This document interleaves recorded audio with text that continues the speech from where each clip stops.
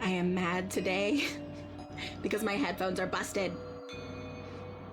I literally was so excited. It was like, I feel a little better than from the migraine yesterday, so I'm gonna get on to stream and my headphones broke. I went to go get them off the charger and they're not charged at all. This is like the third time this has happened. RIP headphones.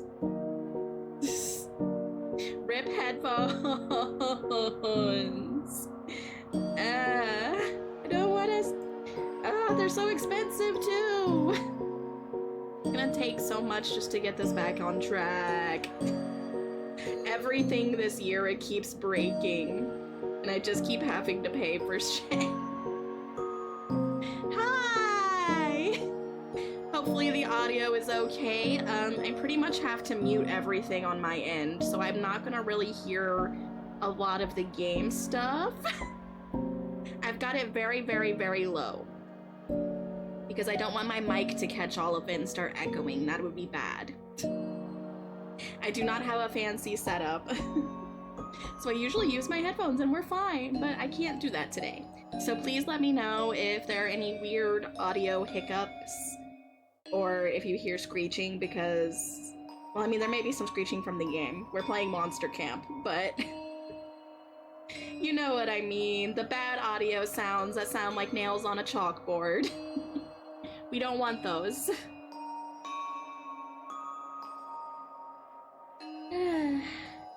One day we'll be free from scuff. Or at least this much scuff. One day. How have you been, Lana? How's the animal rescue? Hey, people! Yay! My music and everything too. Good. I'll be able to deal without hearing much of the game music.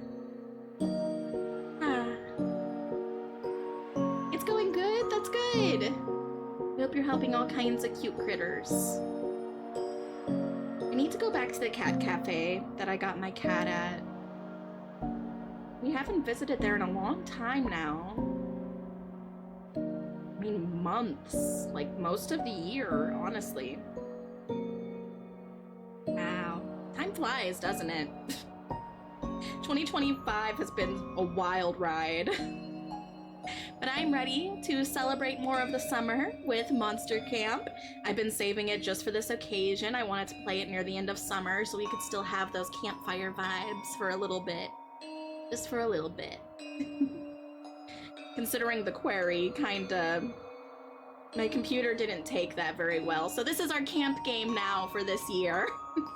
We'll get back to the quarry when I actually have a computer that can handle it. So I do want to play it! Ah! I want to play it so bad. I was having fun. Then when I look back at the VODs, I'm like, oh. Now that's the true fear. Everything was breaking the whole time. My model, the sound.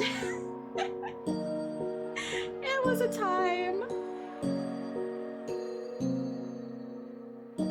Your first stream was with Monster Prom. That's so cool. This is like a little homecoming for you then. And you'll get the references.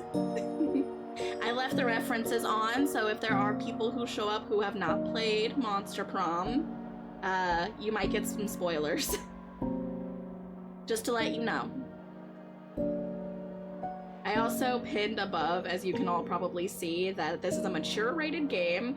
I want everybody to know because it surprised me with Monster Prom just how mature it actually gets. I was worried that the hammer was gonna come down on me. But it won't let me label it as a mature game because it's not ESRB rated. So Twitch does not give me the option to do that. So I put mature rated in the tags and I left a little disclaimer as my pinned post, and that's about what I can do, it looks like.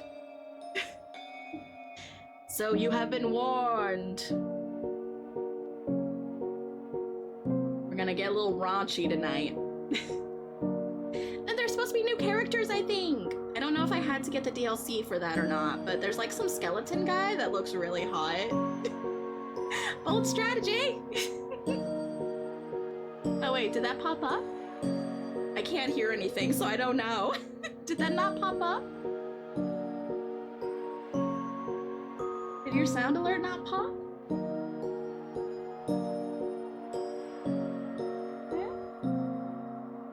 I need to check sound alerts. Is something going on? Is something fishy? Hang on.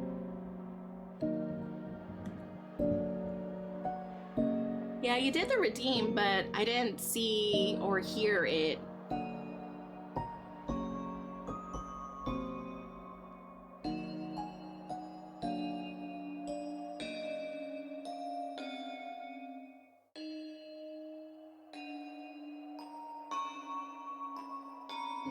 Logging in, hacking the system.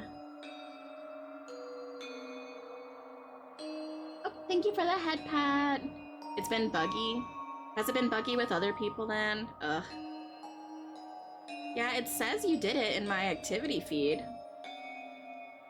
My sound, oh, it says my browser source is offline? That's weird. That should not be happening. Okay. Turn it off and on again. Best tech support, just turn it off and on again. Okay. Hey, I'm gonna see if I can play something for us. What sound alert do I want to do? I never get to do sound alerts on my own stream. This is fun. What do I want to do? Redeem. Question. Does that make me a dumbass? It worked! Yay! Okay, it does work. I just had to turn it off and on again. You're welcome! It's good now! Oh my god. That's all I had to do. Ripperoni. So bold strategy. Yes, that's what that redeem Let's is. see if it pays off for 'em. I think I'm gonna make it a little smaller. That is quite large. Put it over there. There we go. Now it's all good. I just had to reset it. Turn that to lub-dum. Does that mean I'm a dumbass? Yes, it does, because I don't check everything before stream. There we go. It's all good now. Yay! Glad we tested that, because I'll probably get some redeems here for this game. I remember it was a very hot topic when I played Monster Prom, so I'm really hyped. I played that all the way back on Valentine's weekend. Isn't that crazy? I just recently got 2 and 3. I haven't got number 4 yet. But I have 2 and I have 3. So if we have a really good time with this, we can schedule number 3. Maybe for my birthday in November. We'll play number 3. Maybe. That could be fun. I just really like these games, but I do know that I did a lot of reading for the first one, and it hurt my voice. I'm guessing it's gonna be the same thing, and it's gonna be... I have to read off the voices again. I haven't actually checked, so I don't really know. It's a little scary. A little bit scary. Because my voice has already been kinda iffy lately. So we'll see if I survive Monster Camp. You believe in my strength. I believe in hot tea if I have to get a break to go get it. Possibly because I think that the first time I did it last time, I did 2 runs. I had like a 6-hour stream. Your birthday's in November too! We're birthday twins! Yeah, I'm a Scorpio. I don't really seem like a Scorpio by what a lot of people say a Scorpio should be. But I have vibes. I've got a little bit of mystery in me. I've got a little bit of, you know, when you get to know me.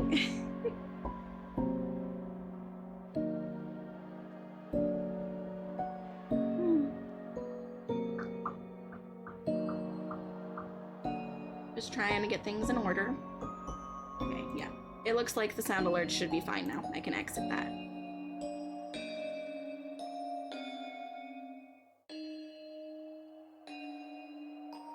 Okie dokie.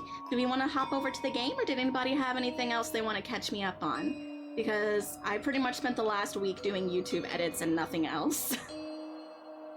YouTube edits and being sick for like a day or two. That's all I've done this week. It's kind of sad. I chained myself to my desk and was like, Lub Dub, we're not leaving until we have 10 days of shorts lined up and ready to go, so we don't have to worry about it.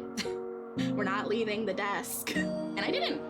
I actually managed to trick myself into doing all of the work.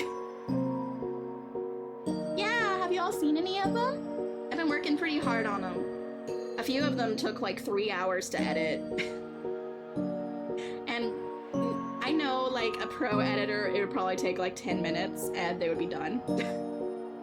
But give me a break, I'm not great with it. I'm doing my bestest. I'm getting a little bit faster though, as I go. Because I did a lot of this last month too, I'm just trying to get started. Today isn't doing so well. But I had a few that did over 1K and like almost 40 likes, so that's not bad. Yeah, you can just go to the YouTube channel when you want and just scroll through them. I appreciate any likes or comments or anything. Watch them while you're watching stream. Hey now, no divided attention. We're gonna need everyone's full attention. We're gonna be making fires and other kinds of fires in the camp. It's gonna be a hot night. Inject the Lub Dub into base. Mystic! My mod is advising unsafe practices. I'm gonna have to boot him.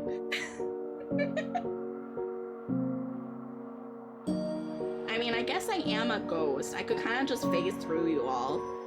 Is that injection of Lub Dub? Is that good? Fires don't need that much attention. I think they do! I beg to differ! I beg to differ, Mystic! My mod has thrown caution to the wind. Lub Dub possession. Oh. I see. I'm already half possessed by Eekji over here, so... Ooh. We're gonna be getting into double possessions then. That sounds risky. BP, if you will. Double possession. Oh, we're gonna get all the raunchy jokes tonight out of me soon. I wish I had a drink. I wish I had something. Okay. We can go ahead. Oh, you do have something? What's up, Juana? Oh my god. Hey, there is a ghost girl in this game too. She rejected me horribly for Monster Prom, but I got the demon boy, so everything was fine. I'm too bi. I'm gonna... Everyone is gonna be high, it's not fair. It's not fair.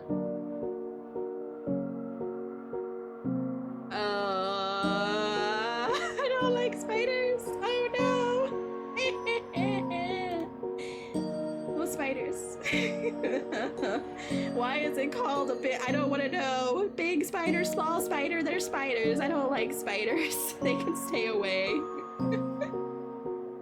There better not be a spider person in these games. I just No, no thank you. A lot of people like Baldur's Gate 3, what do they call them? Driders? Driders, I think is what they're called. And everybody was so obsessed with that one that you get to see in the dark area. And he was hot from halfway up. Do not show the rest of... Nope, nope, nope, nope. I don't even like thinking about it. Oh god, I'm so arachnophobic. I do not like spiders. I do not like spiders.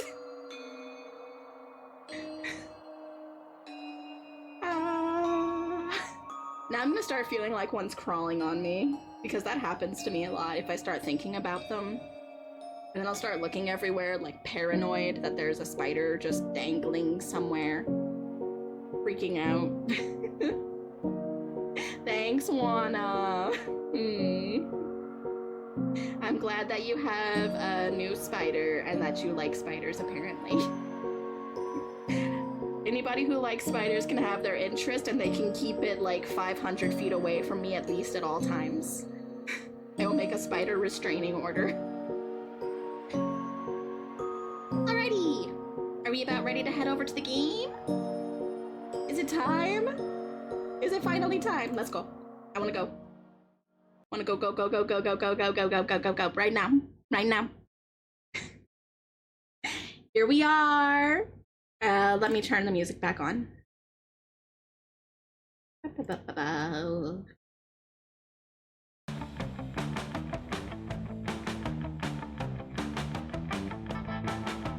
I actually got flagged for copyright on YouTube for the VOD because of the song. Apparently it's a copyrighted song. Or the ED or something. There's some copyrighted song in here. But it said creator allows the content, so I didn't get like any kind of trouble for it really. It's just like copyright, and it was the first time I saw that on my YouTube and I freaked out. Because it was one of my first uploads. I didn't really start uploading my VODs until February, and even then, I only really do the ones that I was kind of proud of for a while. I just recently started doing like, you know what, it's a VOD, throw it over there. It's a VOD, even if I'm not super proud of that stream, it's a VOD, put it up. And I've noticed that I can be a little hard on myself sometimes. Some of those VODs really aren't that bad when I look back at it a few weeks later. Some days I just know that I wasn't in a great mood or had a lot of energy or something. But I have a lot of energy today because I slept a bunch yesterday. You can tell by the way that I'm rambling.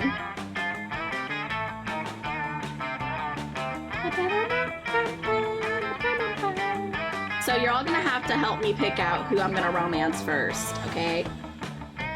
Unless someone really catches my eye, then I might just ignore you. But I'm gonna try to let you all pick who I romance first, because that's what we did with the Monster Prom. And I was this girly, this little girl, the ghosty here, the druggy ghost, which I still think is funny. Doesn't even have a body, so you know it doesn't matter. There's no body to pollute, it's fine. Then how does it work?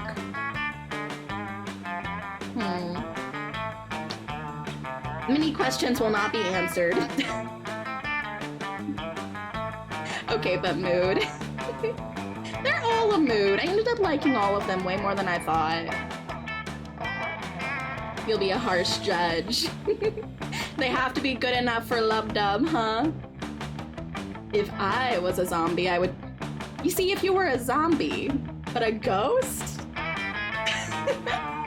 It's a little harder to wrap my head around. At least I'm just half ghost. I kind of just repossessed my body with Ikchi's help. So I've still got the body parts. I can still feel things. Ghost, zombie, general undead, vampire. Like there's, people always wonder, like, do vampires, when they suck blood, if somebody has something in their system, let's say, do they get something off of that? I'm always curious about that. I've heard different interpretations. What do you all think? While I pull the game up here, what do you all think? Do you think if a vampire bites someone, I need to ask a vampire VTuber this question. The drugs would phase through a ghost. Exactly, that's what I thought. But if a vampire drinks polluted blood, do they get an effect? Or does it have to be in the bloodstream?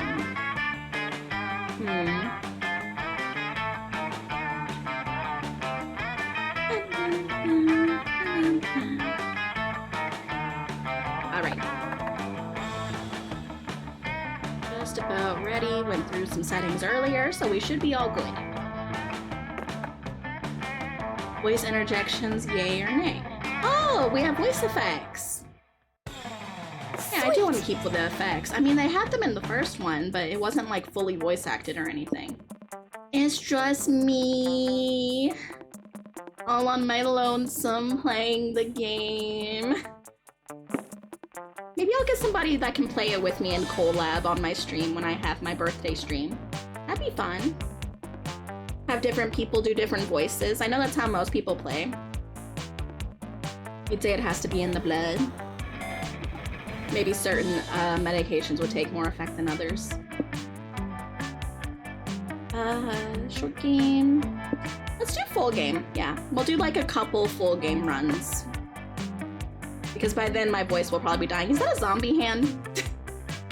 Somebody packed their hand. I know who that was, Frankie. Camp Spooky. The stage of some of our dearest summers. Back then we were young and unafraid. With school far away, everything seemed possible as the sun embraced us on our way to camp. Summer has that distinct power, doesn't it?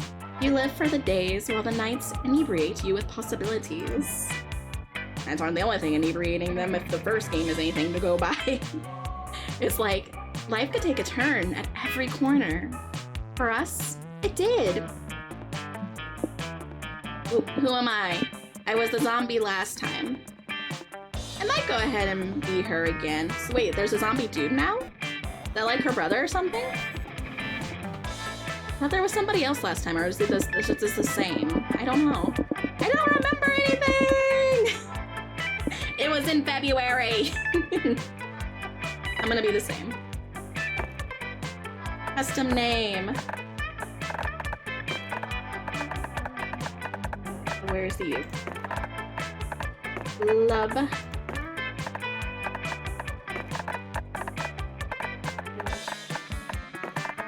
Loved up. There we go. And my pronouns are she, her. This will be fun! Oh. Interesting. I get to pack a backpack. This is new. This is different. Smallest violin. No. Oh, God. Penguin mask. Hipster costume. I mean, snacks are pretty important, but I'm a zombie, so canned brain would probably be better for me. But I don't think that's gonna appeal to everybody. Shades on fire. Uranium lipstick. This is okay, if you saw that, you saw that. If you didn't, you didn't. Totally fine okay, I want the ukulele. I gotta have the ukulele in case I need to make an apology video after this stream. We gotta have some snacks that everybody might like. What's the third thing?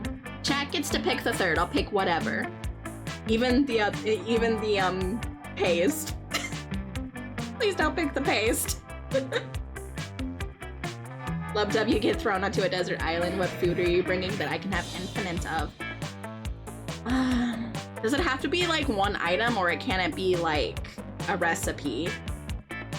Like a full meal? Or does it have to be one item for the island mystic? Because that would make a big difference.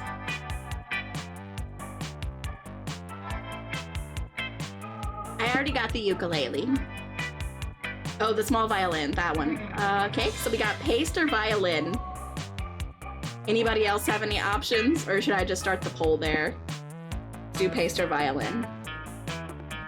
You have until I get the poll ready to suggest anything else.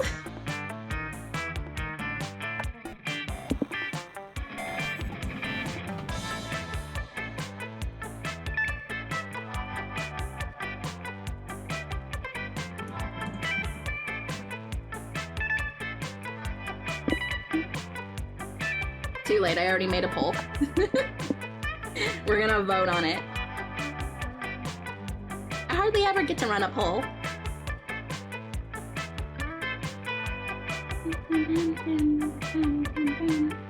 One snack, but you'll allow the recipe because you're curious. I would take hot pot. Just like a bag of endless dehydrated vegetables and soup mix, and just make hot pot over the campfire every single day. That would be my solution. But if it has to be one item, I think that's even harder. I guess I'd have to go with like meal supplement bars or something. It wouldn't be tasty, but it would help me survive the best.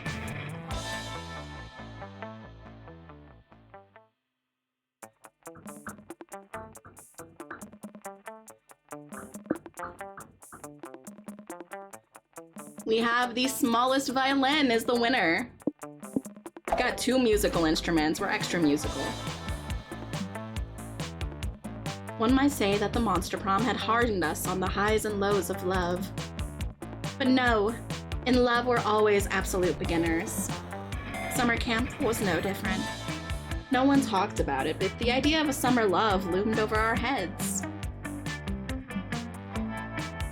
Close to the last day of camp, there was a meteor shower happening, just 5 weeks away. Everyone knew that if you were into someone, you were going to watch that damn thing together. Aw, that's sweet though. So, a silent yet powerful pressure invaded us. It was the Monster Prom all over again. Everything seemed uncertain. Everything but one thing. Whoever we were asking on the meteor shower date, it was probably going to be one of the 6 coolest people on that bus. Oh, we do have new people! I remember her! She wasn't like a choosable character though, the witch. Joy Johnson, Jojima. Okay. Forgive me if I say that badly. 23.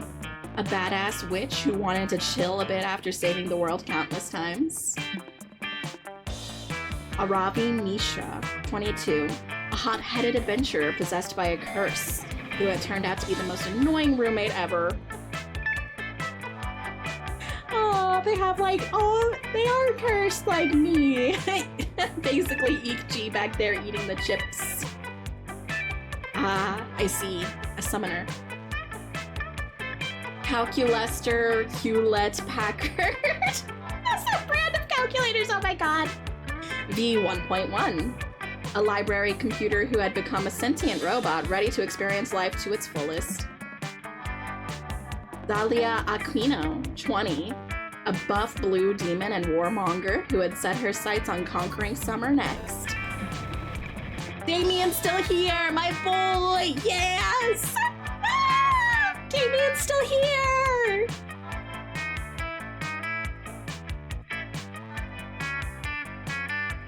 Oh, what if something is magically nutritious? For the island thing? One item, one prepackaged item.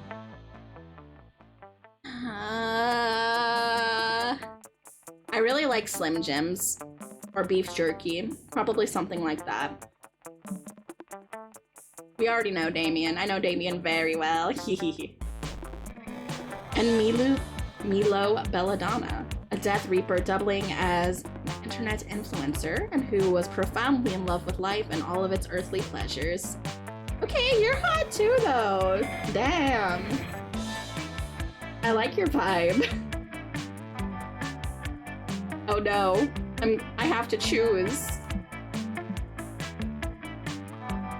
The bus trip was long, and all of summer could be shaped by the first step well taken. And so it was clear. It all came down to breaking the ice and causing a good impression with the right person. Which of these animals do you like the most?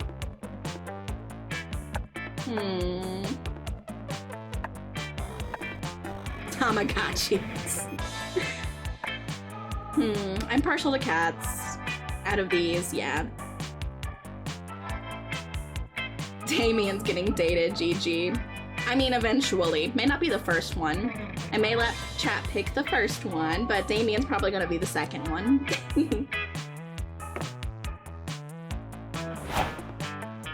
Oh, that one's for Joy. You like cats? So do I. Of course, you're witchy. They're so fun and bendy, and they've been the loyal companion to witches for hundreds of years. Maybe. That means you could be my loyal companion. Perhaps the universe is trying to tell me something.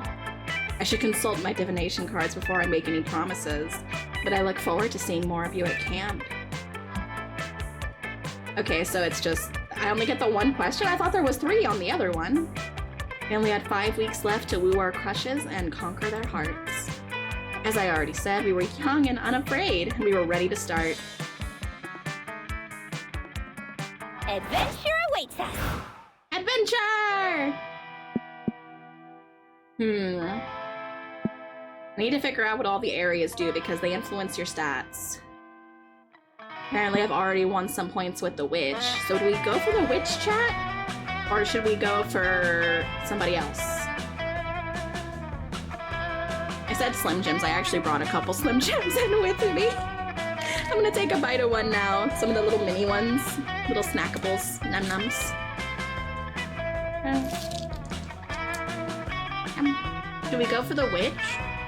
Or the skeleton? Or Damien the demon? Witch, skeleton, or demon? Enter your answer in chat now. Otherwise, I'm just gonna go for whoever. Whoever strikes my fancy for the first run.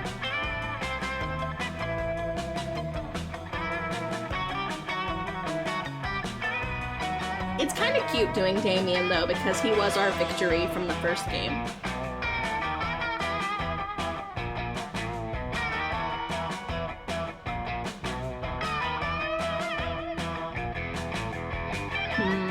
Maybe. The skeleton? Thinking about it.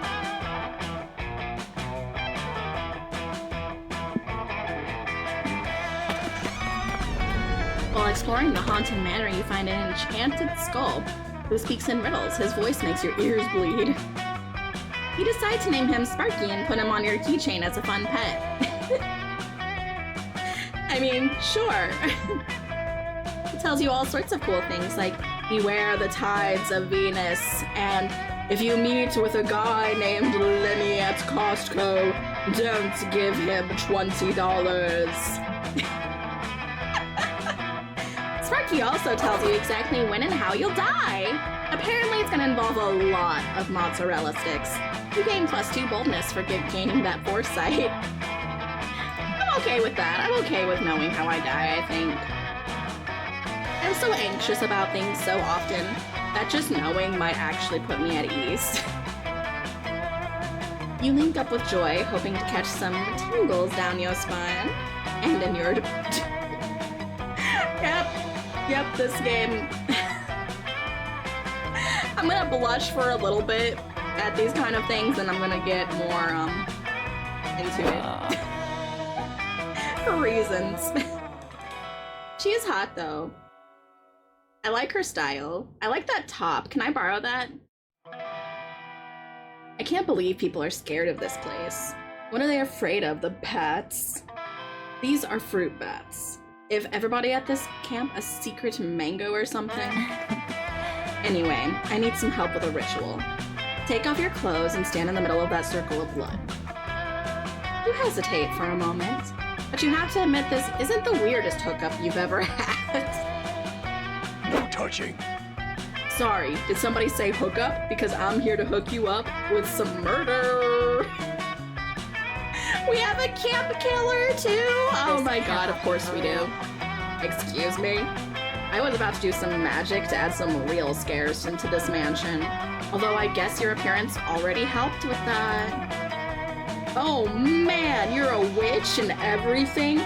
This is too freaking good. Sorry, let me explain. As you can see, I'm highly rated as the victim finding app murder. Jerry S. 5 stars. So, I work hard to maintain like freaking Uber. And since you dabble in the occult and have sexy flings with one or more monsters, hey, you're a top candidate for getting mercilessly stabbed to death in a spooky house. What did I say, chat? What did I say when we were playing the Quarry? Those who shag get bagged. Number 1 rule. I find the slut-shaming implications of that to be highly fucking irritating. Yes, same!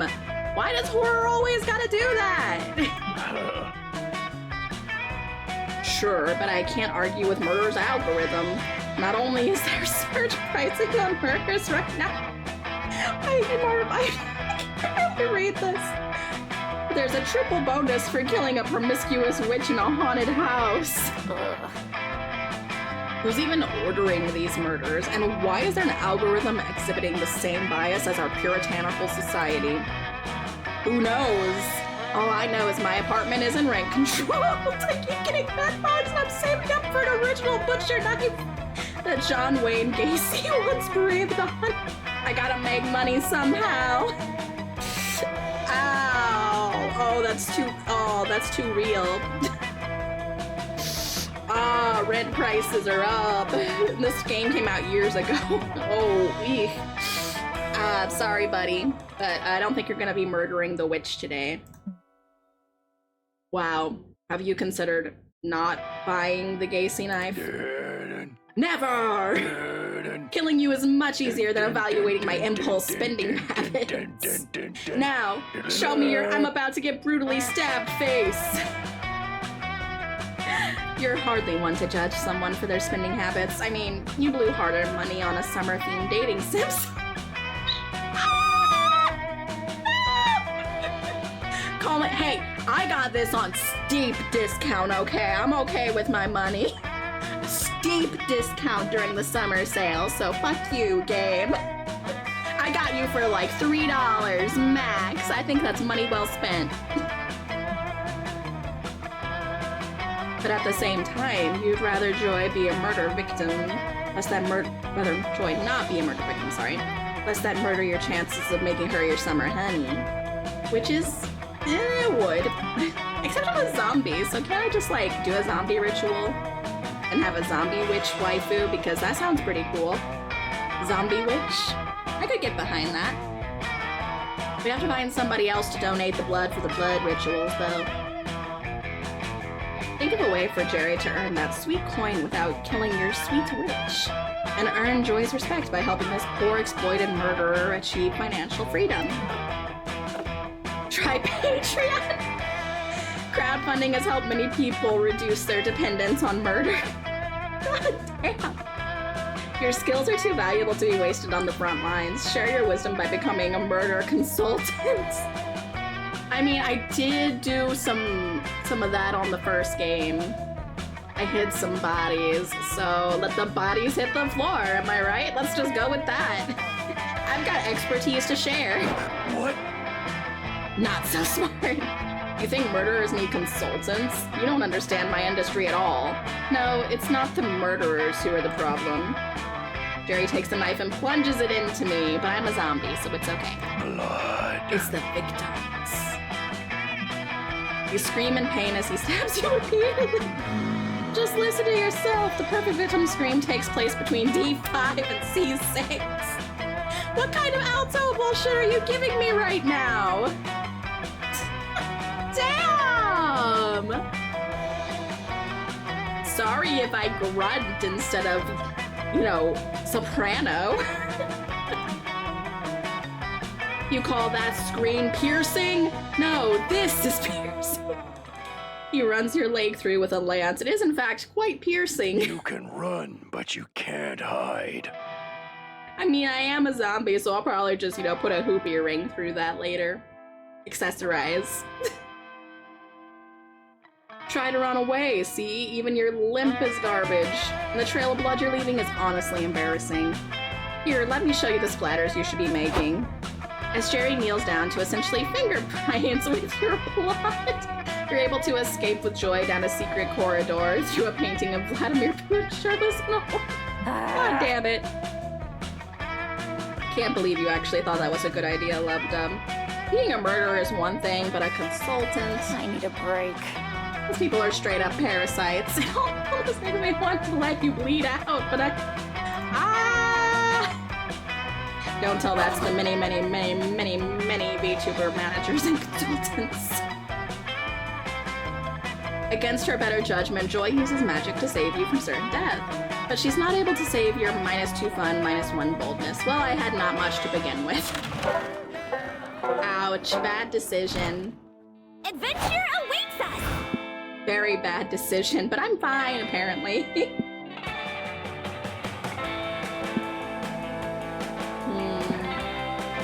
to the woods. Camp Spooky Woods. That day, while you're hiking through the woods, an angry gnome steps onto your path. Halt, giant beast, he cries. If it is passage you seek, you must first answer my riddles 3. Riddle number 1. How is a raven like a writing desk? It's a tough call. But you give your answer, you hunt the gnome into the sky and continue on your merry way. Apparently that was the correct response because nobody else tries to fuck with you. You gain +2 smarts. See, I'm smarter now. Just kick shit. That's the answer to everything. Barrel your way through. You meet up with Joy for some quiet time. Ooh la la. Do I not get to see anybody else? Because I picked that for Joy. The one quiz question? Which turns out to be actual quiet time. Like, Joy bought her book and she just wants to hang out and read. I need a break. Yes, thank you. Very nice date. We have something to lay on and some snacks. Wait, I did bring snacks. I have the snacks. Can you blame me? It's hard work single-handedly defending Camp Spooky from evil. I need some downtime. I mean, just this morning I had to banish a baleful dumpster back to the trash dimension, and then spend several hours staring moodily into the distance as I contemplated my complex relationship to Dimitri. I'm worn out. This has been joyful. Thanks for coming with me. It feels good to read with someone else. It's like being alone, but together, you know? Here. Let's climb this tree. No one will bother us up here. I can finally finish studying Game of Thrones in peace. There are some really good spells in here. I don't think I want to know. What exactly are you looking at in there? You suppose it's kind of flattering Joy wants to spend time alone with you, even if she wants to spend that time looking at words instead of your naked body. You get as comfy as you can in the itchy, pokey branches. Oh, we don't have blankies, no. Finally, I can read in peace. I don't mind being a popular, magical, young adult hero with limitless sex appeal, but sometimes I wish people would handle their own problems. Ugh. Every 5 minutes, it's like, Joy! My lake is possessed by the ghost of a serial killer. Joy! The swimming instructor is trying to crash the moon into the earth. Joy! Lassie dies at the end of Lassie, cries a feral voice from the undergrowth. What? Who said that? Bruce Willis was a ghost the entire time. There's a spoiler spirit! No! Only giving decades old spoilers, though. That would be hilarious. You just lose track of time being dead, so all of the spoilers you're doing, everyone saw the movie ages ago. You can't even pull pranks when you're dead. Man, sucks. Out of the undergrowth emerge a pair of lynxes. You've read about this. Seems that in order to destroy their prey's will to live, lynxes have evolved a cry that sounds exactly like pop culture spoilers. They use it exclusively when hunting humans and pop culture-aware monsters, and you stumbled right into their trap. Staples in love with Harry's mom, cries another lynx as if to confirm your suspicion. Seriously? That's it, man. Game over, man. This is so freaking weird. But what if I've already read all of the media that they reference? Then what? Then what's she gonna do? So these animals just give away the endings to famous movies and TV shows? That's shitty. But it's hardly a major threat. Anyway, I'm more into books. Oh no! They're gonna ruin the books now! Game of Thrones is a TV show as well as a book. Cries another lynx. Wow, this is very nuanced animal cry. And in Song of Ice and Fire, the following characters die. No! They must be stopped! Someone think of the spoilers! Someone think of the people who haven't read or watched these decades-old shows and books. Someone think of the author that's never going to finish the series. thinking fast, you land on the only reasonable solution. Bait them away from the tree with erotic Thundercats fanfic you always keep on hand, for reasons. These lynxes are only crying out because they want to go home. Rehouse these spoiler cats in their natural habitat, twitter.com. Oh my god! What do you think, chat? 1 or 2? What should we do with the lynxes?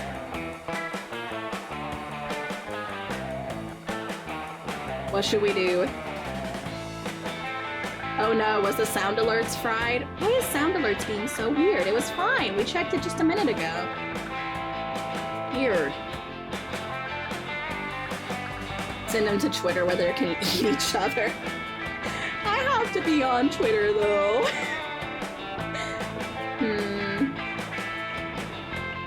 Yeah, I guess we should try sending them home, huh? It's like they did it because you talked about you're a book reader. Ah! Of course. It says not so smart again. No, that was the wrong answer. It's always the raunchy answer. Of course, once Twitter learns that some of their malevolent creatures have escaped, they'll be sure to take swift and decisive action. Do they even know the website? Oh no. Bolstered by joyous confidence, you contact Twitter HQ to inform that several wild animals have escaped from the website and are trying to demoralize and eat you. Twitter calls you on your phone. You excitedly answer and hear the cry of a bored brand representative on the other end. Gee, guys, says the voice. That sounds super rough. Unfortunately, moderating a content platform at this scale is really hard work, and this is hardly a black and white issue.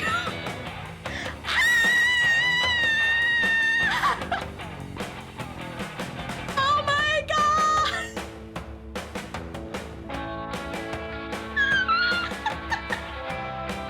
I literally got messages just like that. I'm gonna start crying. Oh no! I didn't want it to hit like that. Oh, ow, ow, ow. Ugh. Not a black and white issue. These animals are literally trying to hunt us down and kill us. Whoa, whoa, whoa, says the representative. Animals? We can't allow that kind of abusive language on our platform. I'm afraid I'm gonna have to ban you. What?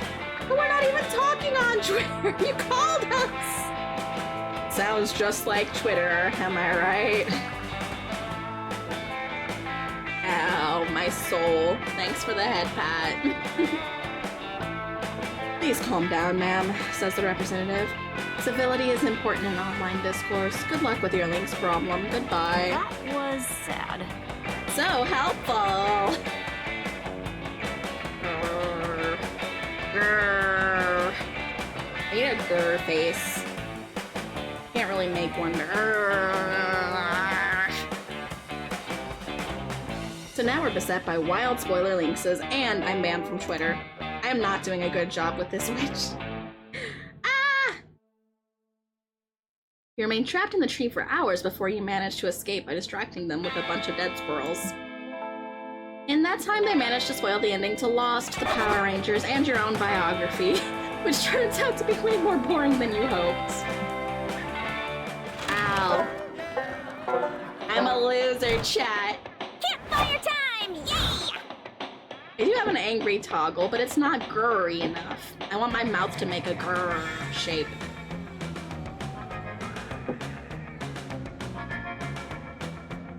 Maybe I should just go sit with Damien, but that's also where the witch is. Oh no. Is this gonna be awkward? I mean, we did go to Monster Prom with Damien. Everyone has to know. Everybody's gotta know. We were all there. You know, except for these guys. They weren't there. But the three of us were there. I'm gonna sit here. You're all geared up to invent a new kind of s'more. You're thinking jalapenos, maybe? When suddenly, maybe. I like spicy. Damien, save me! I can't hit on the hot witch. Can we have a threesome? Help me out here! I romanced you before. I can do it again. Typical. Damien, Hecate's third eye necklace is a powerful and dangerous magical artifact. You don't take turns with it. In fact, you don't touch it at all. But you've had it all day. Yes, because I got it when I defeated Larry the Lich's father after he mysteriously turned evil following his son's third untimely death at Spooky High. Now, I'm keeping it safe. Third untimely death. I mean, they are liches, so isn't he fine? Wouldn't he be fine? I'm not understanding what you're not understanding. You're not understanding that he has gimme and anger issues, and I love him for that. I think the part you're not understanding is that I want it! Oh boy, you're never gonna pioneer the jalapeno s'more at this rate. Better take a side and score some jalapeno brownie points. But I don't want to choose her over Damien! I already romanced him, so I have a soft spot for Damien. No! No wanna. Oh. I romanced him in the first game, though. That's a soft spot. You let Damien hold it, he'll probably just set it on fire and destroy it. But if it's such a dangerous artifact, that should save you a lot of trouble. Damien, leave Joy alone. I have an even cooler magical artifact. It's called Magic the Gathering. Very flammable, and very expensive. That's where all the rest of our money went, huh? I mean, I did really want some of those Final Fantasy cards, but too expensive. See, I am good with money. I didn't buy any.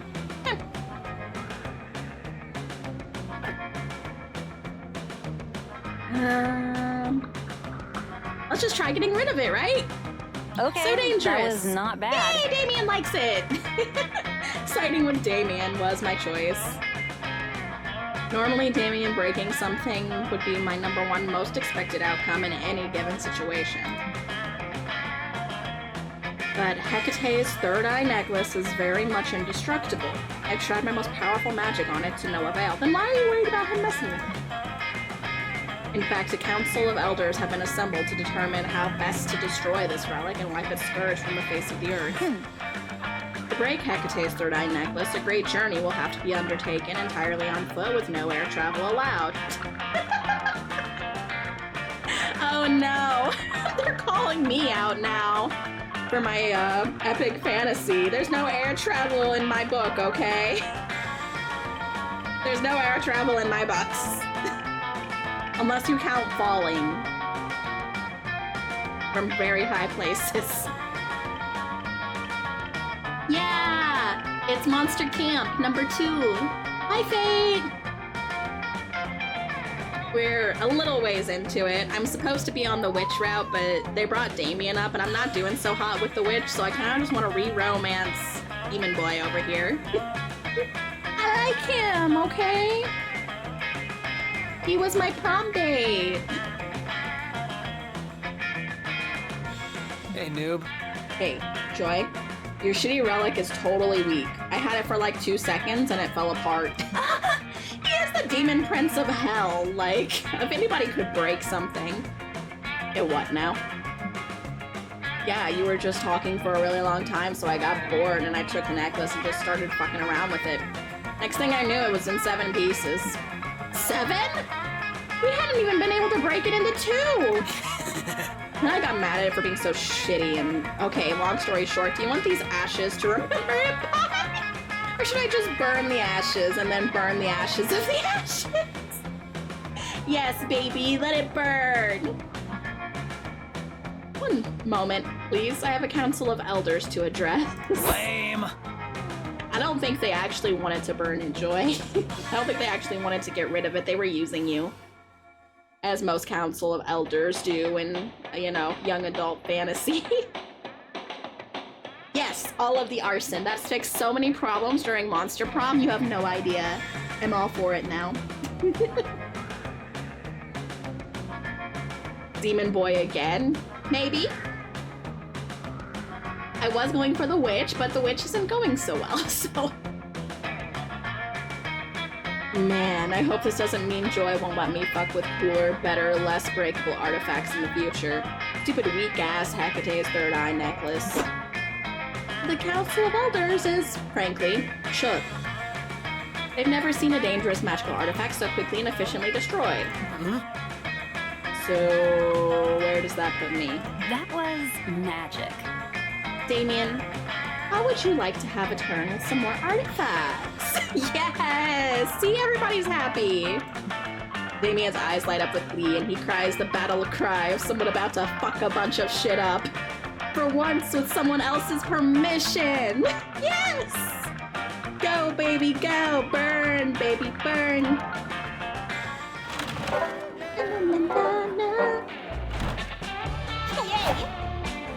See, everything worked out good there. Violence, arson, and sex, that's all you need. That's all you need in life. That day, you happened to take the same Monster Scouts class as Mamimi the only girl. You didn't get a good sleep last night, so you ask her if she has any of that weird energy drink she let you have once in high school. She doesn't, but she does have some very strange smelling coffee that could help. Where does this girl even find these weird-ass drinks? I mean, we had a can of brains available, so... I don't think we're one to talk. Coffee is delicious, but it comes with side effects. You get an acquired fear of caterpillars, and you grow +2 creativity in your hair. Good trade-off. I'll take more creativity. You get roped into another of Coach's dumb wilderness survival lectures. When will you learn? Hello, my beloved scouts. Hey, they're both back! Ah, the threesome that I want. On each side there. How lucky. The creature we'll be learning to trap today is more awful than anything you have encountered. It's indestructible by non-magical means and has a creepy fixation on strangers' sexual histories. It's born with a knife stuck in its forehead. Honestly, sounds sick as hell. It is not sick as hell, Damien. Unicorns are an invasive species. We have to kill them. No! Have you seen Death by the Unicorn movie? The Unicorn horror. You do not kill unicorns. No, no, no. Bad idea. Bad idea. Bad idea. Bad. Seriously? Wait, you want to capture and kill unicorns? What is this, medieval France? I don't kill anyone unless the plot demands it. Or if I need their skull for a ritual. Slaughtering majestic cryptids is not my bag. What about you, Damien? You don't have any outdated hang-ups about killing unicorns, do you? Hey!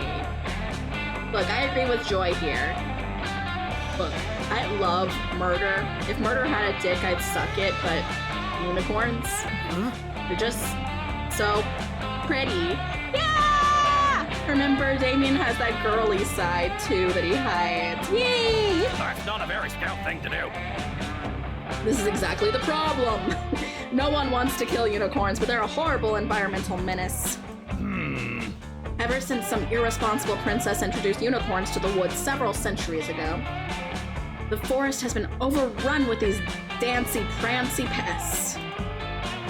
Other animals spend so much time singing and frolicking with the unicorns they forget to eat and die of starvation.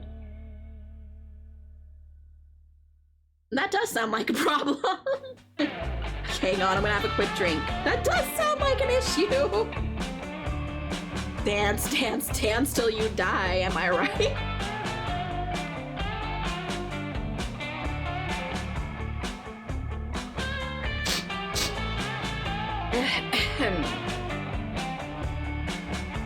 That's rough, buddy. The dramatic uptick in various rainbows has severely disrupted natural patterns of precipitation. The entire ecosystem is in shambles. They must be stopped. Okay, that does sound bad. But can't we handle the problem without, you know, killing a whole bunch of unicorns? If we do that, we're no better. Coach sheepishly pulls a blanket over a large wooden crate labeled unicorn grenades. What? it just regular grenades? I'm pretty sure any grenade is just a grenade. Unless they shoot sparkle lasers. I guess we could capture them. But the only way to lure unicorns by using a virgin as bait. Are any of you virgins? Not me, I definitely fuck. I know, we went to prom. Joy's not a virgin either. Fair. What about you, Love Dub? Whether you're a virgin or not, you're not about to say so in front of two of your hottest friends. What's another cruelty-free way to catch a unicorn? Let's see. When people say unicorns are attracted to virgins, what they really mean is that unicorns are attracted to free first-class tickets on Virgin Atlantic Airlines. If Coach wants a unicorn, give him a unicorn, you know, a startup valued at over $1 billion. I don't know. What do we do, chat? So far, we're zero wins on these choice thingies. I failed one, and then you all failed one. Now I'm nervous. I don't know what to do. I don't see how a startup is supposed to help us. And I doubt that it's valued at over $1 billion.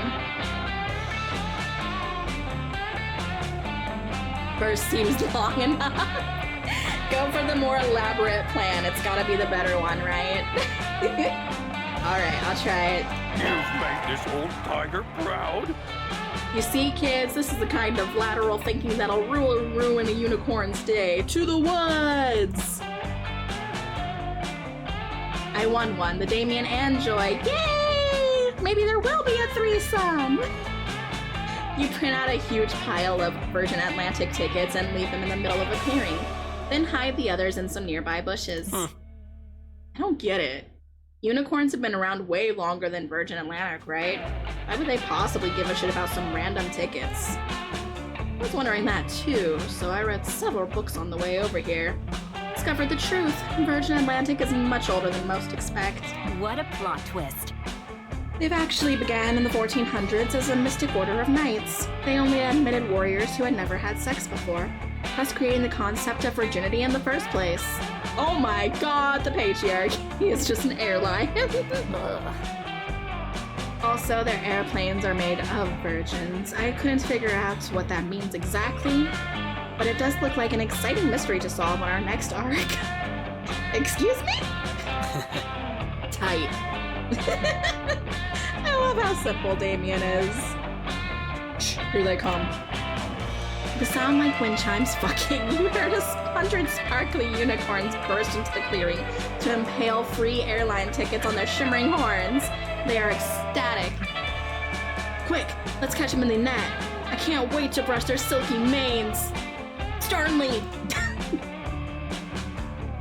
The others move as if to ambush the unicorns, but you stop them. You catch a stray ticket out of the air and show them the destination.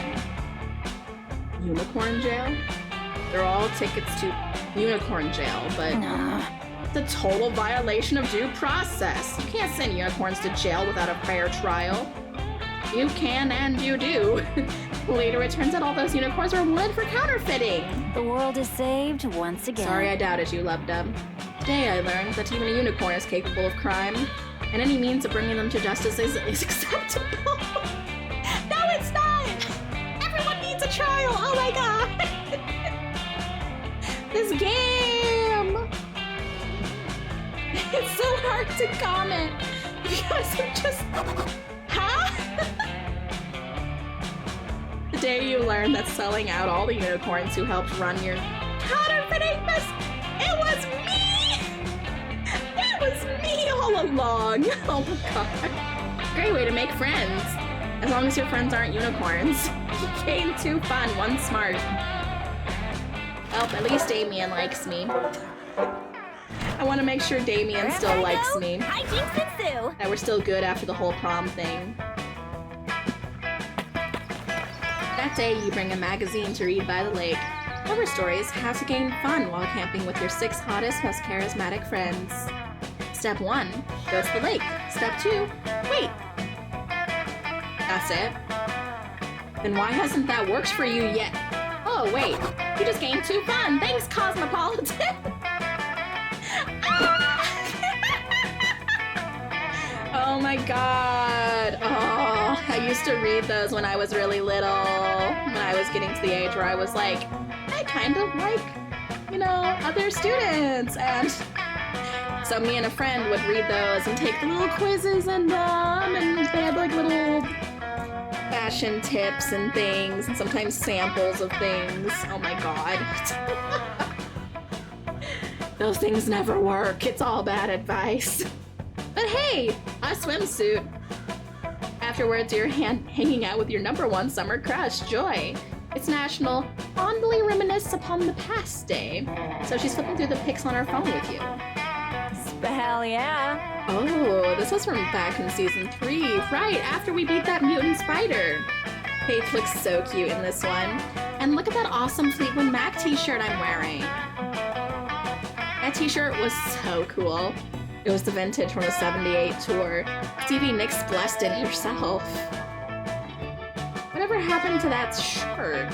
Did I sacrifice it to the goddess or something? Oh, wait. I remember exactly where I left it. Fuck. Joy makes a mysterious phone call. She starts asking about the Fleetwood Mac shirt. But the person on the other end of the line is obviously not being chill. Listen. How do I say that? Arax? We'll just say Arax. I know things ended badly between us, but can you please give me back my shirt? I specifically remember leaving it in your evil lair. Ah! Yes! Enemies to lovers to apparently no longer lovers, but it's fine. I love that Joy is literally just like a fantasy character that has been deposited into this game. I actually kind of love her. She's great. Maybe I will try to go for her harder. I don't know. I like her and I like Damien, and I'm interested in the bone painted person. Too many hot people want to buy. I know you know which t-shirt I'm talking about. I didn't leave multiple in your lair. No. There is definitely no need to discuss it in person. Do not portal here. A reason to talk to you. Oh no. Suddenly a magical portal opens. An objectively sexy centipede person emerges. They are giving off palpably villainous vibes. Reminds me of the She-Ra lizard person. I forget the name. Very heavily reminds me of that, in fact. Joy, baby, I've come to speak with you in person, just like you wanted me to. You look as lovely as the day I wrapped you in my bug silk. Oh my god. Am I gonna be able to handle this? Oh, I don't really like bugs, but I guess centipede isn't the worst, as long as it's not a spider. Enough of this. No. RX. I specifically said I did not want to talk to you in person. You're doing that thing again, where you gaslight me into spending time with you, which is bullshit. Ugh. Lubdub, meet my ex, RX. They're a magical evil centipede person I defeated back in season 3. I know they look hot, but don't let your guard down. They've mind-controlled everyone in Philadelphia. Tried to make all the citizens jump into a pit of centipede venom. Oh, you make me sound so evil, Joy. But that's all in the past now, gorgeous. We should focus on the present. And there's a very important t-shirt debacle. Why don't we ditch this third wheel? You and I can go out for coffee and talk it over. Or perhaps enjoy a romantic dinner. Do any restaurants around here serve pre-chewed aphids? Oh, ew. And I was just about to take a bite of my snack. Ew. Ugh. RX, if I get one coffee with you, you promise to immediately hand over the shirt? Show me the shirt right now before I waste my time. And they had a really bad falling out, didn't they? Was it over the pit of centipede venom, or did something else happen? Seems more personal, the gaslighting. everything. Oh yes. Let me check inside my carapace. Oops. Silly me. Looks like I forgot to bring the shirt. Guess we'll have to keep hanging out until my portal spell recharges. Typical. I told you so many times I'm not okay with us hanging out, because we always end up getting back together. It's a toxic cycle, but fuck it, I really want that t-shirt. Arax is stressing out your potential fake goth girlfriend. Unacceptable. Get that Fleetwood Mac t-shirt for Joy by any means necessary. Not my fake goth girlfriend. Set up a black market exclusively for buying and selling Joy's belongings. You'll trade for the t-shirt. Call the police and send out an Amber Alert for the t-shirt. Eric's gonna hide from the power of a vigilant community. More like most people sadly end up sleeping through those things, so I think it's the first option. But that sounds like it's just gonna make Joy more angry. What the fuck? I'd be angry if someone just started selling off my shit. I guess the t-shirt is very important. Maybe I could trade it for something less important, like some old chewed gum for her ex. Maybe? Not so bold. You're going to make Joy's dreams come true through the dark powers of supply and demand. You get to work right away on your illegal Joy-themed black market. A few hours later, the black market's up and running. Literally everything on sale was once owned or touched by Joy, and it's super fucking creepy. Disturbingly, it's also pretty popular. Turns out the Coven has some dedicated fans, and lots of magical beings want gently used witch items. Come get Joy's genuine, authentic spell herbs found in her trash! Screams one creepy salesman. I've also got Joy's chapstick she lost on a road trip! Buy or trade? This dark market is heaven on earth for a Joy connoisseur such as myself. I'm certain there shall be some merchandise I'm quite interested in acquiring. Probably the chapstick. You can act like you're kissing her because she ain't giving you any. Gonna be mine now. Not getting back with a toxic ex, literally toxic centipede.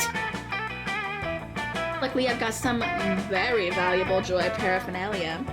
I didn't want to let go of the t-shirt so soon, but if I see something that really catches my eye... RX showed up just like you planned. You asked them to trade you Joy's Fleetwood Mac t-shirt in exchange for a piece of gum. It is a piece of gum! I fucking called it! I fucking called it! Exactly. Anything soaked in saliva would be exactly what a creepy old ex would want. I've had creepy old exes. I called it. I fucking called it, chat. Do I get a head pat for that or what? I knew exactly what was gonna happen. Oh my god.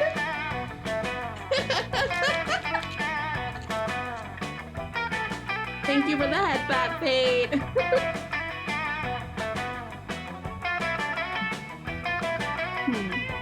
A chewed-up piece of gum should still have trace amounts of DNA, which I could still use Joy-flavored ant silks. It's a deal, you sick freak. You got the t-shirt back! Now you should return it to Joy and shut down the creepy-ass black market, unless... Technically, you could keep trading. This t-shirt is valuable. Thanks for the head pats, Fate Wanna. And you know you could Wolf of Wall Street the shit out of this whole place. You spend hours trading and manage to barter your way into owning the most valuable item on the market. Joy's used sock. Of course. The goth girlfriend socks. How could I have not known? Cash value of $445,000. I need to start selling my socks. Anybody want a lumped up sock? Not being real. I'm not trying to sell anything, Twitch, I swear. Freeze, creeps. This is absolute bullshit. And I'm here with the cops to raid the whole place, thanks to your undercover work, Agent Dwyer. Mission complete, says Joy's undercover agent. I got the t-shirt back just like you wanted. I just had to trade Love Dub one of your used tissues. You're not a big bad, Ew. but you're still very Love Dub bad is at not this. okay. I expected it from these weirdos. I guess I should have expected it from you too. Tried to explain, but it's too late. You look like a creep. To be fair, you kinda are a creep. I am not gonna be a very smart person. I lost another 3. But I got the stuff! Campfire time! Yay! If we being real here.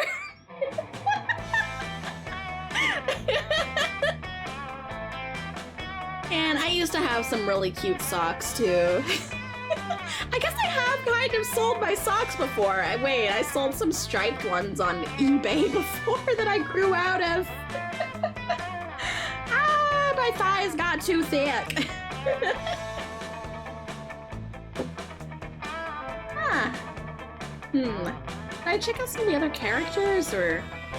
I did want to talk to the skeleton painted person, though. I mean, they're hot.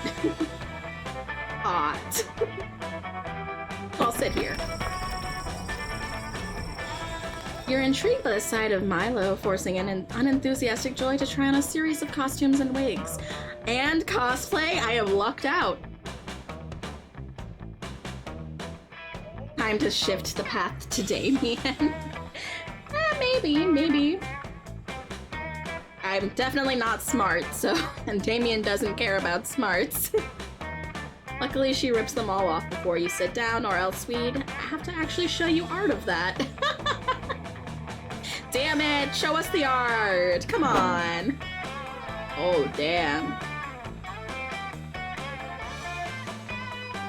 Oh, they're hot!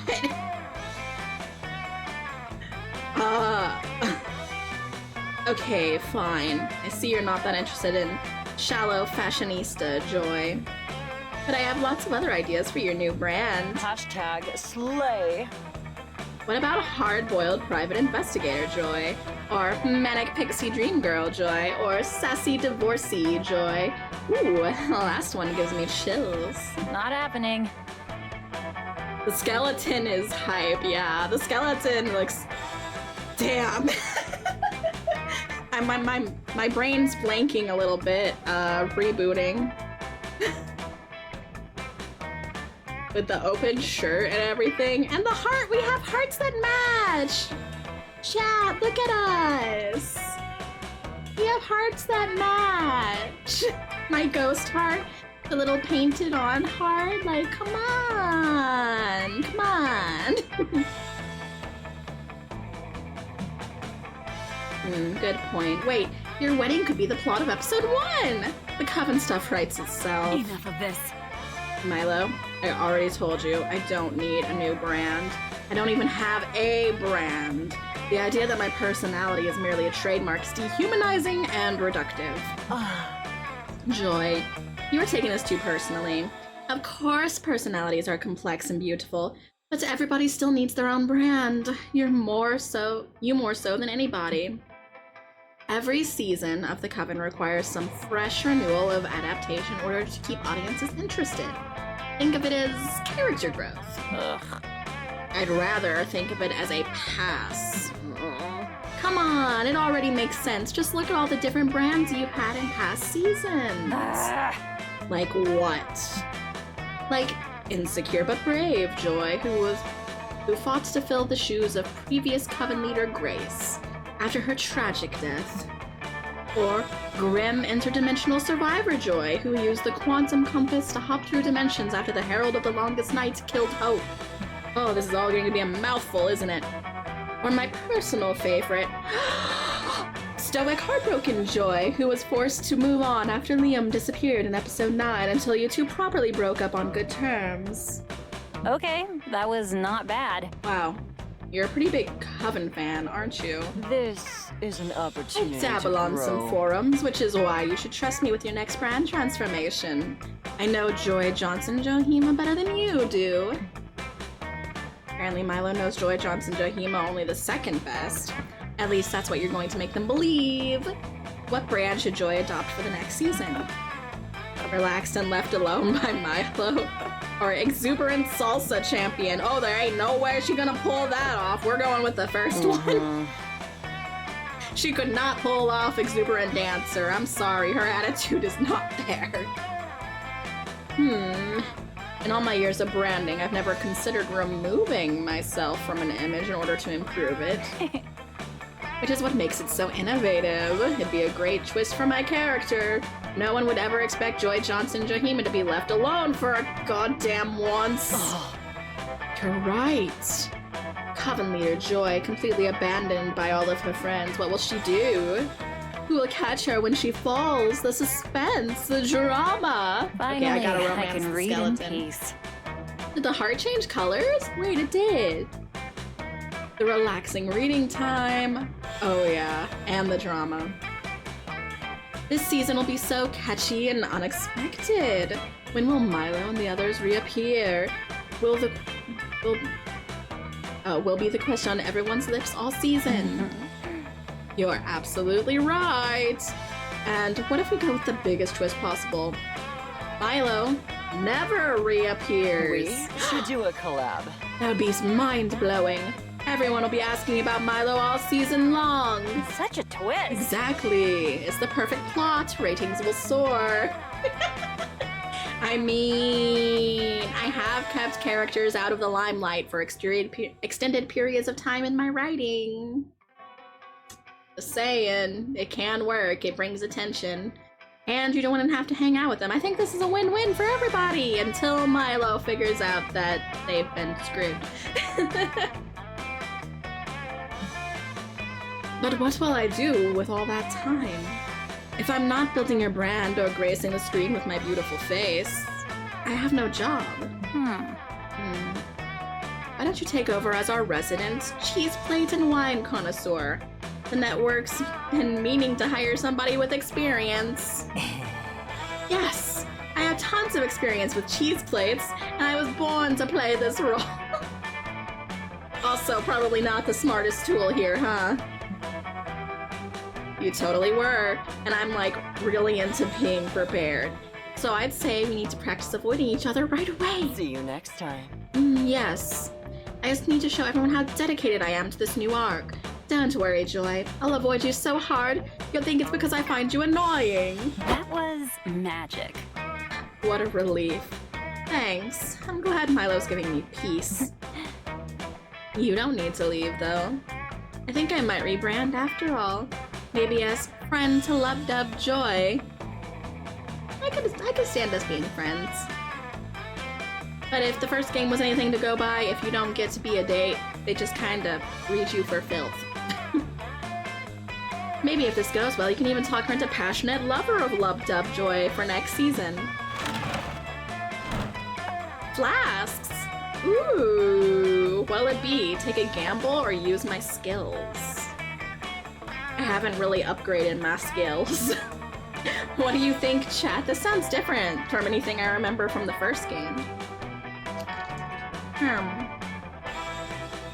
One or two?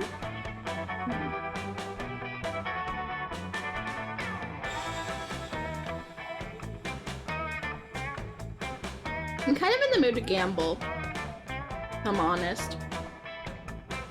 Gamba. Gambling? Gambling? Okay, we're taking a gamble. Ah, welcome, welcome. You new here? Don't fret, let me explain how this works. I'll prepare you a drink, the drink of the day.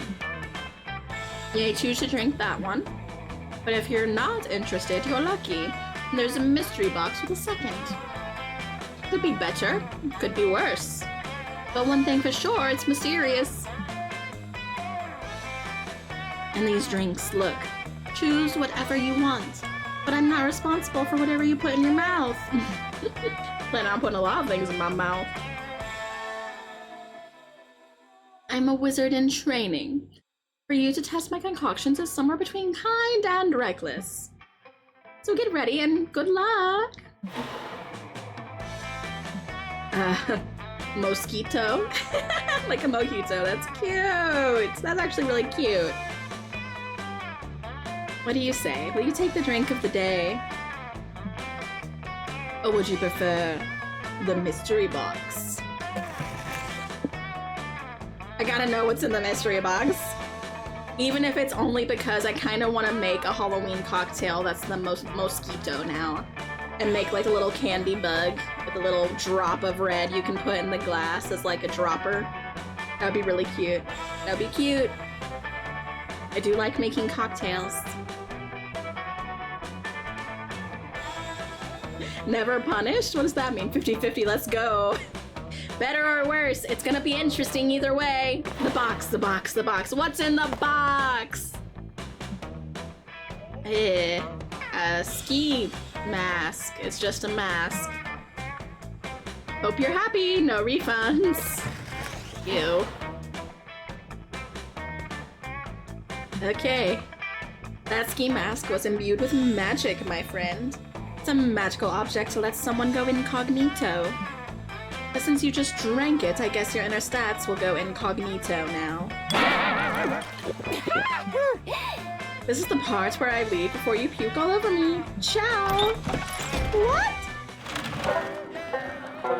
So I don't get to know what my stats are anymore. So many places to go. Oh my gosh, what? I don't know. Ah! It's completely blanked out. Well, I guess that's a fun mechanic.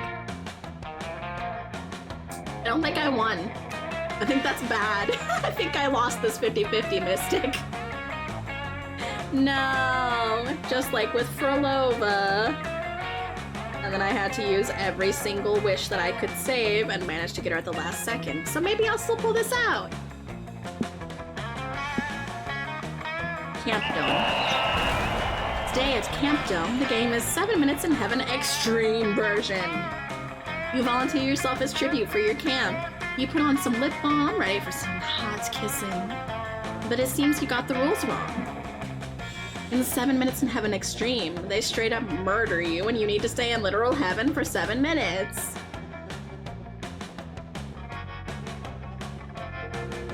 That's definitely extreme. They stab you. Not the stabbing again, man. You could have done something a little bit easier this time on me. Poor zombie's gonna have a million holes. I'm gonna be Swiss cheese by the end of this. You're sure you're going to hell, but no. Heaven is beautiful. It's all you ever wanted. You want to stay, but they bring you back to life. You are cheered by your teammates, but you will never be the same after being taken from Heaven's gates. You do look more heavenly, though, and that translates to +2 charm. You're on a team with Joy and Dahlia, playing a Camp Dome classic, Capture the Flag from the Jaws of a Hungry Kraken. Dahlia's having a blast, but Joy seems completely uninterested. What's with you, Joy? Aren't you having fun? I'm having a blast. Nah, I'm completely uninterested. Wow, cool. Thanks. Do you ask if we need a narrator or not? I was gonna say, that's just what the narrator said. Nope, we don't need a narrator anymore, sorry. We'll just let them talk for themselves, you know. Joy really seems to be done with the whole being controlled thing anyway. Oh, 2 mommies? Yeah, there's 2 mommies. I mean, I could be saving the world from actual Krakens right now. Instead, I'm stuck here playing a stupid game with no real satisfactory conclusion. What are you talking about? The satisfaction is winning! And as a fellow Coven member, I can't allow myself to win this game without your full support and happiness. You are not Dahlia. in the coven.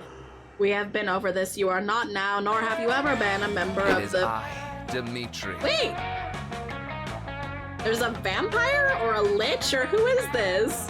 Who is this? Oh my god! I might have to get some DLC because I think some of these characters are DLC. Dimitri? What are you doing here? Wouldn't you like to know, my beautiful black lotus flower?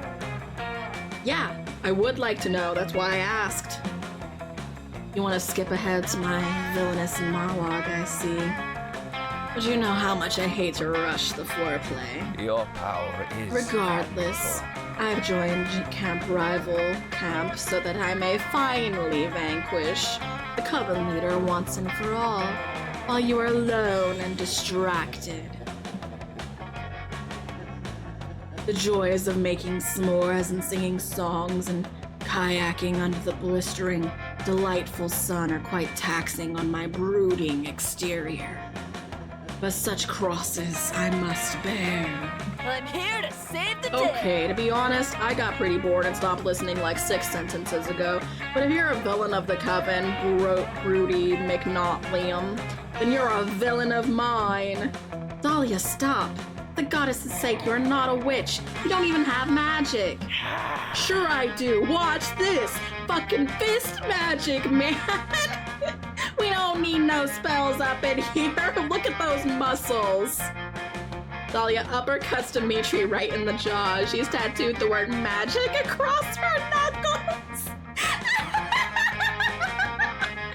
Oh my god, my mod, Allie, if Allie was here, would love this. This is exactly Allie's type of thing.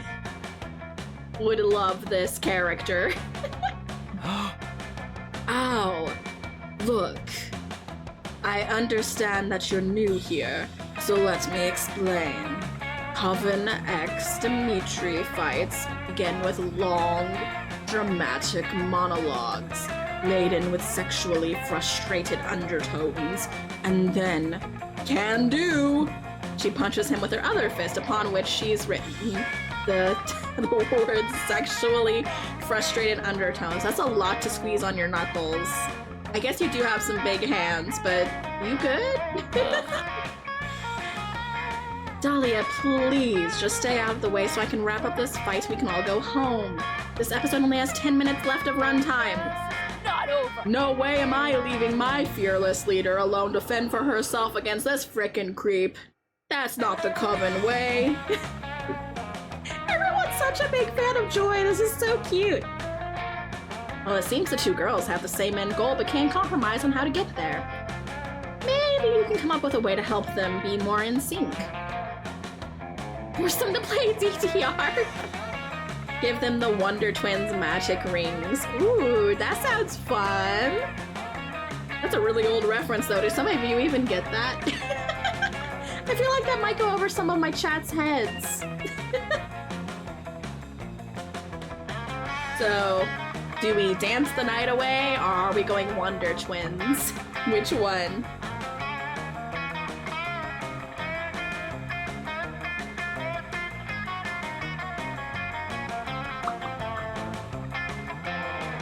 I'm kind of interested in the Wonder Twins. I think I'm gonna go with that one. Not smart again!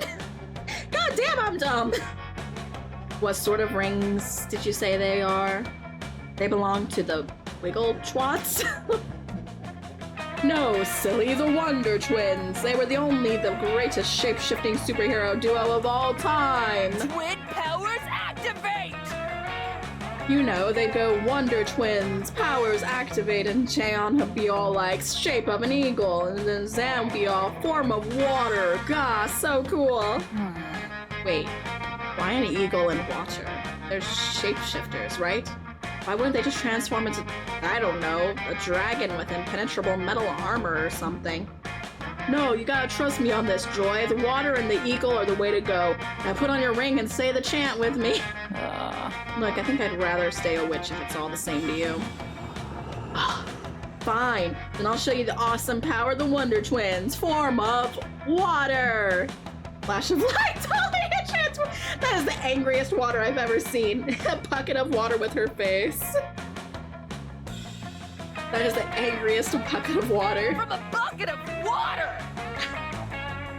You sure are, hun. Great. What now? Okay, you gotta pick me up and throw me on Dimitri. Believe me, I've seen the Wonder Twins do it dozens of times. It's never failed. Reluctantly, Joy picks Dahlia the bucket up and throws the water, or Dahlia, I guess, all over Dimitri. Ready for your Wow, demise? I feel uncomfortably moist. Okay, is that it? I don't know, like 80% of the time Wonder Twins plans were like this. Isn't it solved now? No! Enough of this. Not at all. The only other plan I can think of involves turning into an octopus and me turning into an ice unicycle. Wanna try that? Not happening. No. No, honey. She and Joy end up using spells and punching to defeat Dimitri, which is admittedly a far better strategy than dumping a bucket of water on him. But afterwards, Joy's still pretty annoyed with you for wasting her time, and Dahlia's overwhelmed and disappointed by the— oh, underwhelmed. Yeah, I'd be underwhelmed too. By the twin powers. You might have ruined her childhood a bit. No! I'm so sorry! If it was me, I would have chosen the cloud cards, but it wasn't an option. Dang it. Adventure awaits us. This is not going well. Just like my first time playing Monster Prom. Hey, Arius! Where do you even go?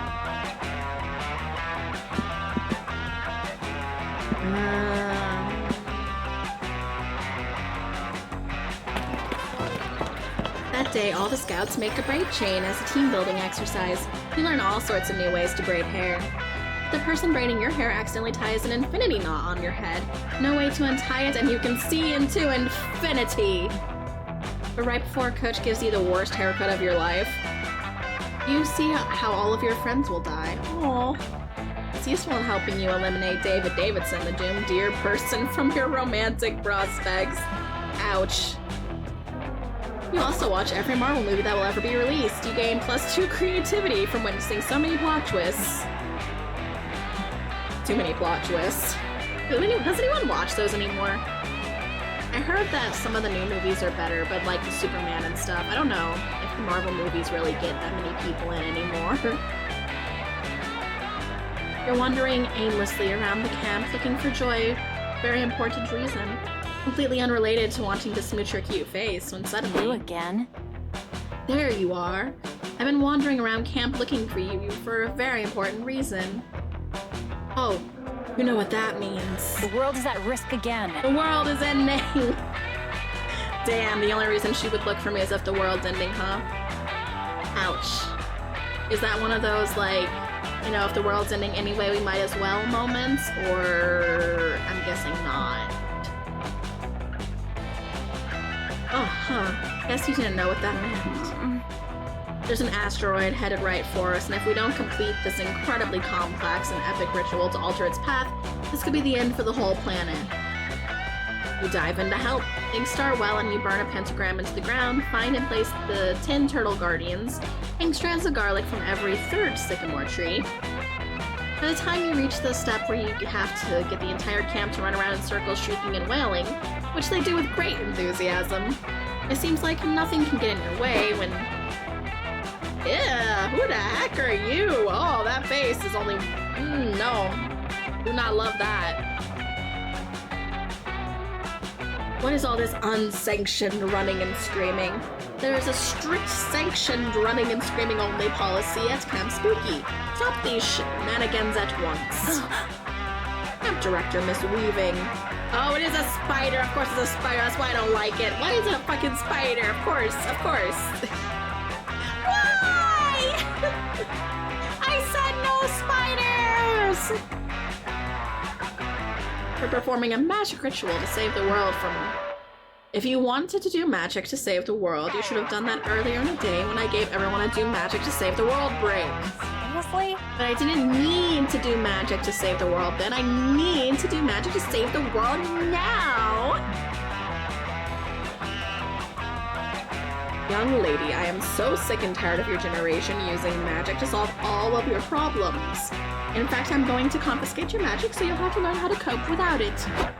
That's ridiculous! Magic isn't a thing you can just— wait, what the fuck? Where did my magic go? Why can't I feel my magic? This cannot be for real. Oh my god, if she did it. Camp Director Miss Weaving took away my magic. Now how are you going to save the world from this asteroid? Easy. You know all about stopping asteroids without using magic. All you have to do is— are we going to do an Armageddon? Betray your usually inclusive nature by passing strict legislature forbidding the immigration of asteroids. Treat the cause, not the symptom. Cancel the Ricky Martin concert. The asteroid is undoubtedly coming to Earth to attend.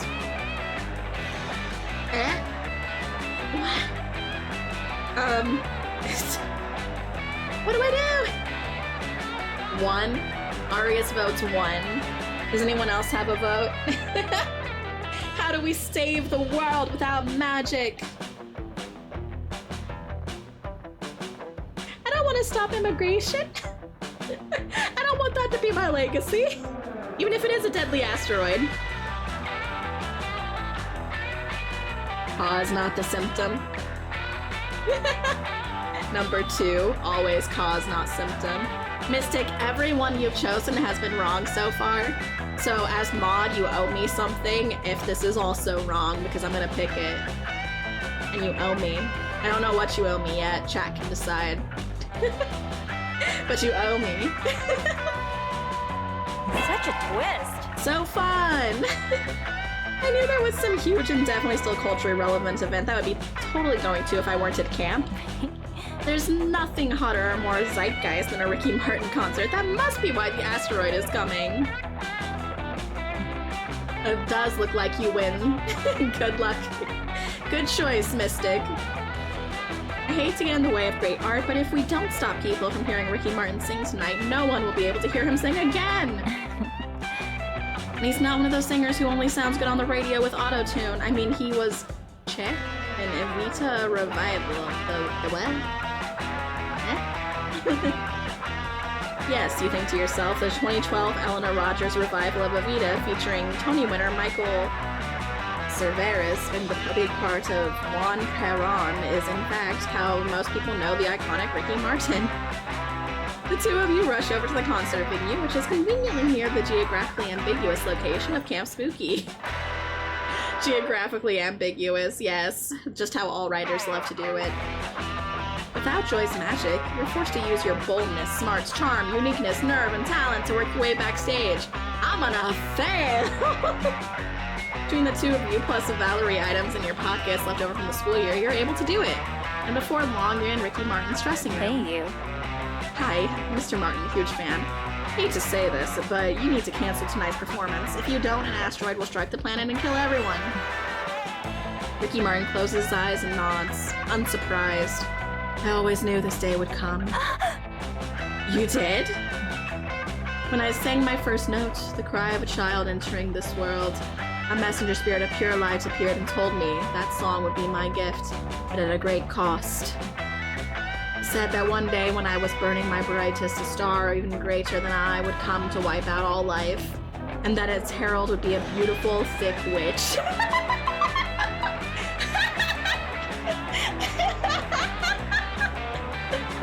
Damn, that is specific information to give a baby. The second you darkened my door with your killer curves and goth aesthetic, I knew you had to be the harbinger. But I made peace long ago with my fate, and I know what I must do. Consider the concert cancelled. Lest we all end up living no Vita of any kind whatsoever, much less Loco. I fucking love the writing of this stuff! I can't! Oh my god! Blessed be Thick Witch, and Thick Witch's love interest, I assume. With that, you hurry back to camp and report back to Camp Director Miss Weaving. Blessed be Thick Witches! I am part of that club! Frankly, the whole warned by a glowing spiritual prophet thing does reek of magic. But as you are not performing it, Miss Johnson Jojima, I'll consider this lesson learned. Your magic is restored. Thank goodness. Hey, Lepta. Remember that time that Broadway performer, Disney singer, and occasional pop star Ricky Martin thought we were dating? You mean, an hour ago? Are you gonna laugh at me? Please don't laugh at me. You know what you're doing, don't you? You must be a great team or something. Yay! Or something. Ideally, that being dating. In the meanwhile, you gain +3 charm just from being in Ricky Martin's presence. And making Joy happy, obviously. Week 3! We're getting there, slowly. He says 1 hour. With all of the reading, it takes me way longer. Oh my god. I think I'm gonna go make some of that tea for my throat because it's bothering me a little bit. So I'm gonna leave you all with Mystic for the meantime. So it'll take me maybe 5 to 10 minutes for this break because I'll have to, you know, get the water heated up and everything. My kettle's a little bit old. So until then, I'm gonna go on to the Be Right Back, and I'll be right back. I'll see you then. We'll finish this up and do one more run, maybe.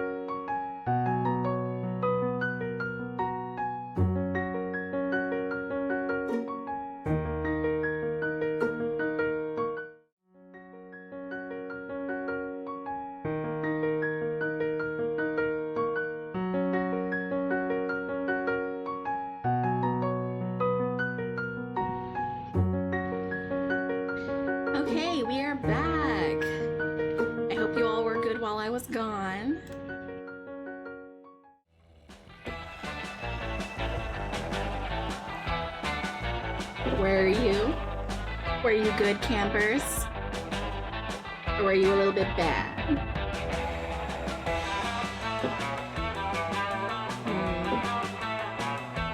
Man, they put Joy and Damien together a lot. I'm gonna have to go for the skeleton for the second run.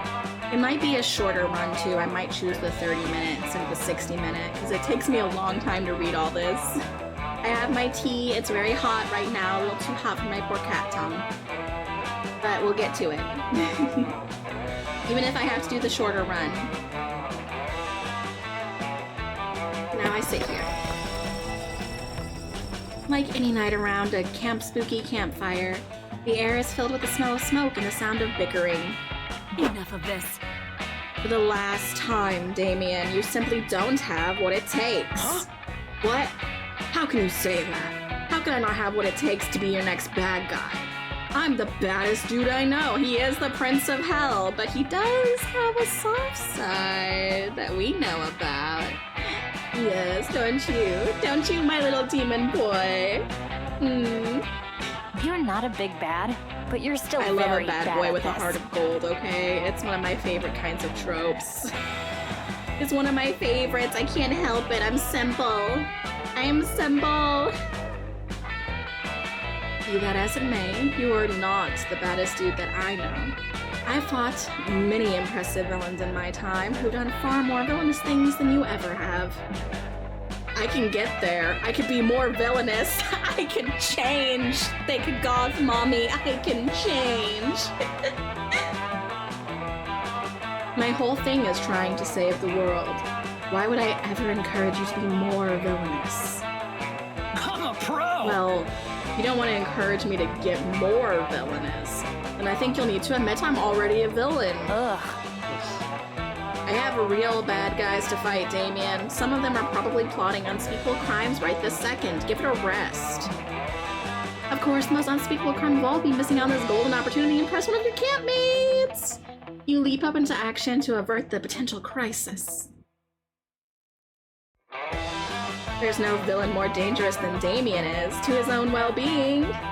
Be the hero, Joy, and stop him from causing himself so much harm.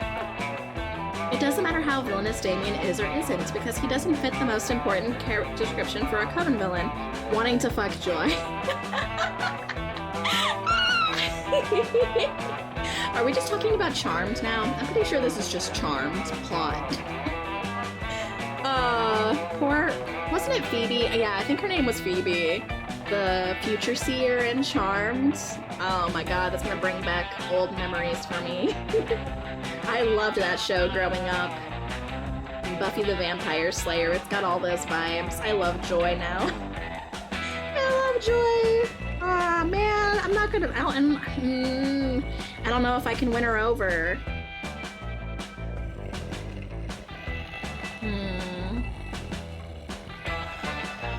He doesn't fit the most important description, wanting to fuck her. But she got a heart.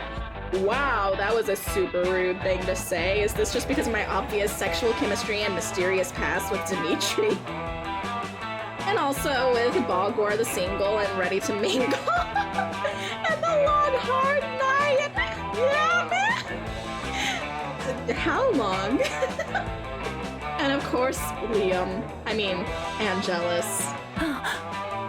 And Chad, Invader of DMs. And whoa, is it possible that every single Coven villain wants to fuck me? Wow, you just now figured that out. Congratulations. You gained a brain cell. I'm both horrified and flattered. Okay, well, that doesn't mean anything. I could want to fuck Joy too, you don't know. I'm all for that, Damien. We can totally make this three-way thing happen. It's within our reach right here. There is a tent in the background. I've been saying it from the beginning. I am okay with this. Oh, please, Damien. You may want to fuck a Coven member, but there's 3 of us, and we all know I'm not that one. I'm okay with being the center of this V. I can do that too, real well. I have no idea what you could possibly mean by that. Booty calls. Right, sure. Like you wouldn't give what's left of your right horn for a date with Hope. Ah, who's Hope, Damien? Who's Hope? What? No. Who told you that? I'll punch them for revealing my secrets. I mean, lying about me. I have never once in my life wondered what Hope's sparkling red eyes would look like under the moonlight as I stare into them during a gondola ride. I fucking love Damien! He's my boy! Lame. Whoever told you that my 30 stanza poem, A Hope for Hope, is a lying liar who lies? Ah!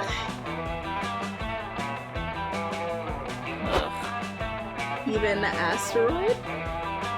I'm confused what that means, Fate. He is goated. He's the best. He's the best. He's one of the poster children for a reason. Pure passion. Yep. Not a single ability to hold anything back. I love that. I'm ready for it. I can take it, Damien. Come on, show me what you got. Well, that was subtle. Thanks for helping me out with him, and helping me realize that so many of the Coven villains are interested in me. We're enemies. If I didn't know any better, Benefits. I'd say I should add you to the list of potential villains based on that criteria. Maybe. Maybe I could be a little evil. Maybe. What do you think, chat? Can I do it? Can I be evil enough for her? I would like to try. Oh, wrong. I can go dark mode. I can be a little evil for you. Here in the moonlight with my phantom heart ablaze. I'll write you a poem. How about that? I do like her little looks. Her little smirk. Hey there. Hey. What's up? I love the right amount of passion also. See you being the villain that Joy needs. Yes! I will be a redeemable villain. One that can stay with her after the season ends. Into future seasons where more villains will want to fuck her. And I totally won't become the supporter of redeeming all the villains based on my current written work. Redeem all of the hot villains. All of them. We can do it. The math is there. We can do it. We can redeem every hot villain. I swear there is a way.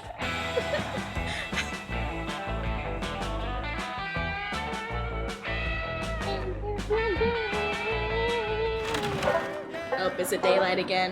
Darn it. No more dark love though. Let's go. It's daytime.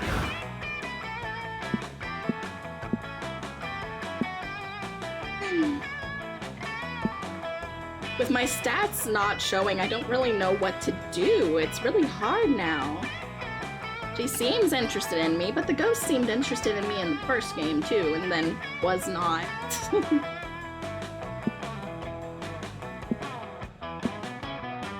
Let's try the woods again. That day, you go searching the woods for edible wildflowers to make some delicious wildflower soup. You heard that some well-known flowers like lilies and tulips are actually poisonous. Decide to find out which flowers are bad by eating all of them. A few hours later, you vomited up the contents of your stomach and have a comprehensive list of which flowers not to put in the soup next time. Nice! +2 smarts. Wildflower soup forever! You're searching the forest for the perfect tree to carve your love interest initials bleh, into when you stumble across Calculester and Joy. They seem agitated. Error 404. Is not the raccoon's blood supposed to remain inside of its body? Ugh. Yes, Cal. That's where the blood belongs. This raccoon is seriously injured, and that's why I'm worried about it. But why is it injured? I have to do Robo voice again. No, I didn't want to have to do Robo voice again. It's hard. It's hard on my throat. because it dove in front of me during my climactic encounter with my latest monster of the week, absorbing an attack that would have otherwise killed me. No! Not an animal sacrifice! We can't let that happen. We gotta heal it! You have to have healing magic. Come on! Sorry for saying monster. Oh, nope. I was looking at him and reading her. Sorry for saying monster of the week. I'm not sure if that's an offensive term here. No need to apologize. Technically, I am a soulless automaton, not a monster. Also, I am physically incapable of being offended. But you have not answered my question. Being injured seems to be a suboptimal state of affairs. Why, then, did the raccoon allow itself to be injured? It didn't allow itself to be injured. That's not how it works. But can it not simply repair the affected body systems with a generous application of epoxy and aluminum plating? That is how I handle such mishaps. Well, you're lucky. No, that would be super lethal for a living creature. Oh dear. Oh gosh. Oh no. And all the other animals I have saved! Oh no! I am so sorry, poor Robo. You didn't save any of those animals.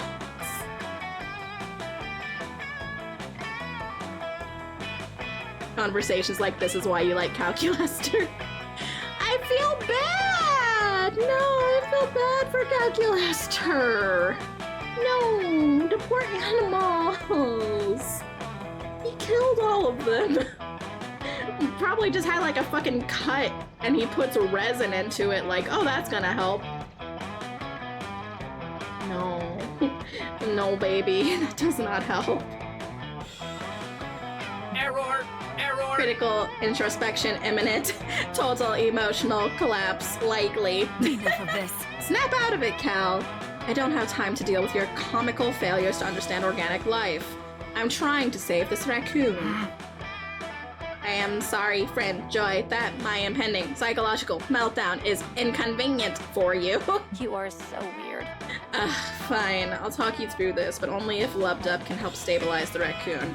You can do that, can't you? I mean, I'm a zombie. I probably know how to stitch something up. All you really gotta do is upload the consciousness to the cloud.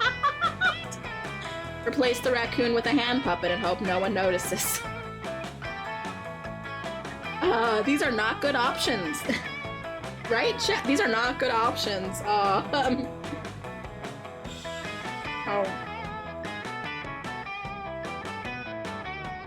I may have also grabbed an egg roll because I was hungry. I'm guessing upload the consciousness. That doesn't really help our witch friend here, though. But replacing with a hand puppet also doesn't seem helpful. That's even less helpful. Not smart, yeah.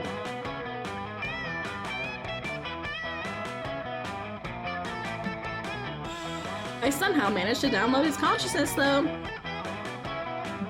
Because it's a video game, who gives a shit? When you attempt to upload it, though, you abruptly lose track. Where did it go? You shake Calculaster out of his stupor of self-recrimination and ask him to help you locate the cyber raccoon. You can't find it anywhere. Let me see. Oh dear.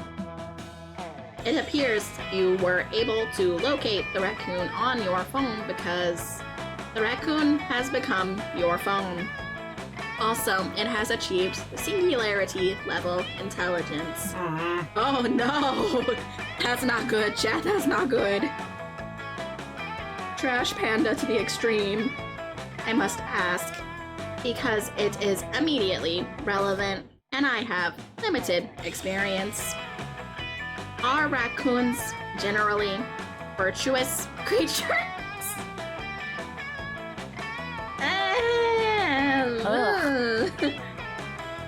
Not even a little bit. The only thing less virtuous than a raccoon is a raccoon who is also a landlord. Ouch! Our only hope is that the raccoon still retains some attachment to me after our adventure. Are you kidding me? Squeals your phone, leaping out of your hand. I only dove in front of you because I thought the scar would get me laid.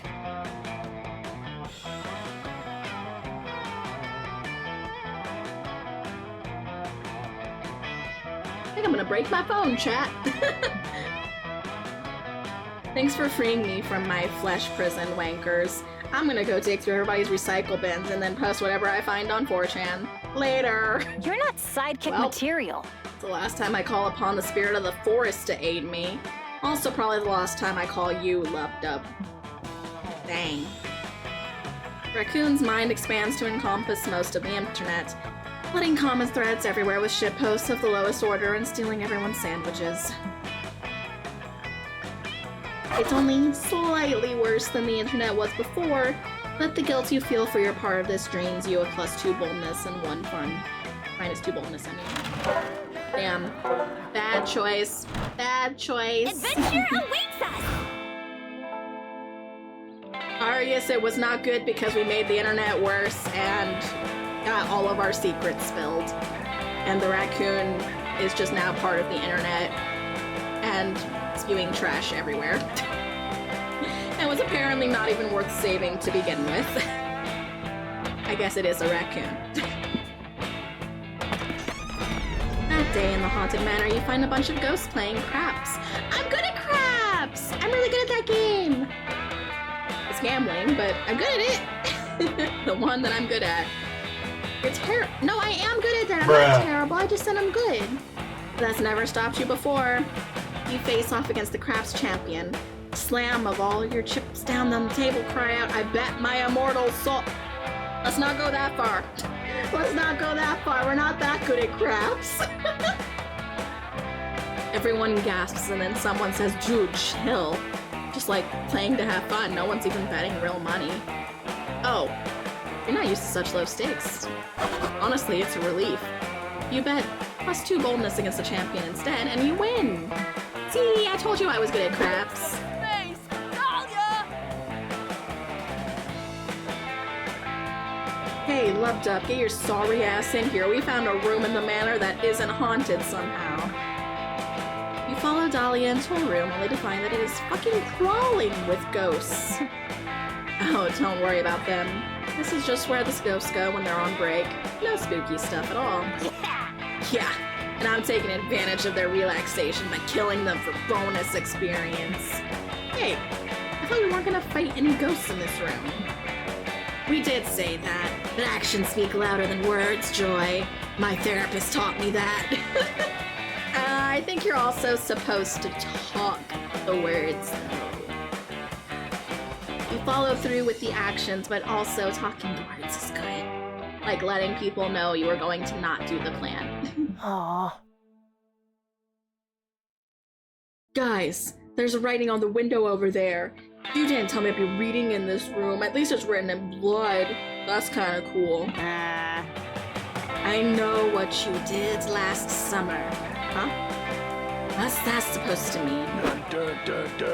Of course, the killer's back. Oh my god. Means I know what you did last summer!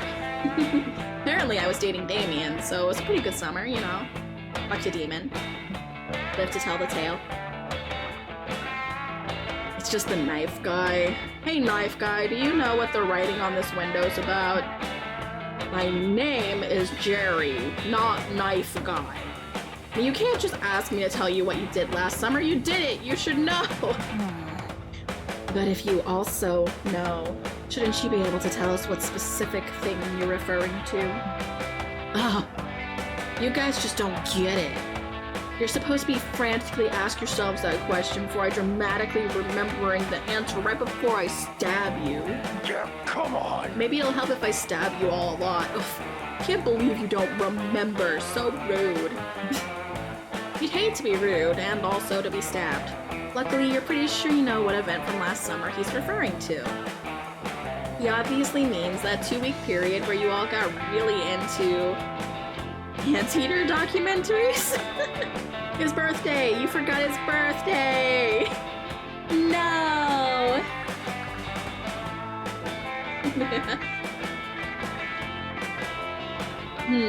Probably forgot his birthday. He seems pretty upset. Forgetting someone's birthday is kind of a crime.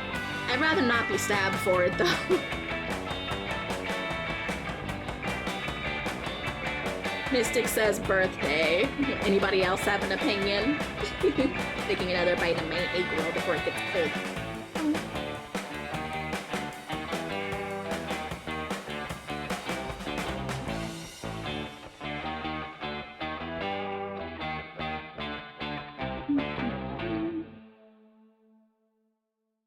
I'm going birthday then. Oh, not good. Oh no.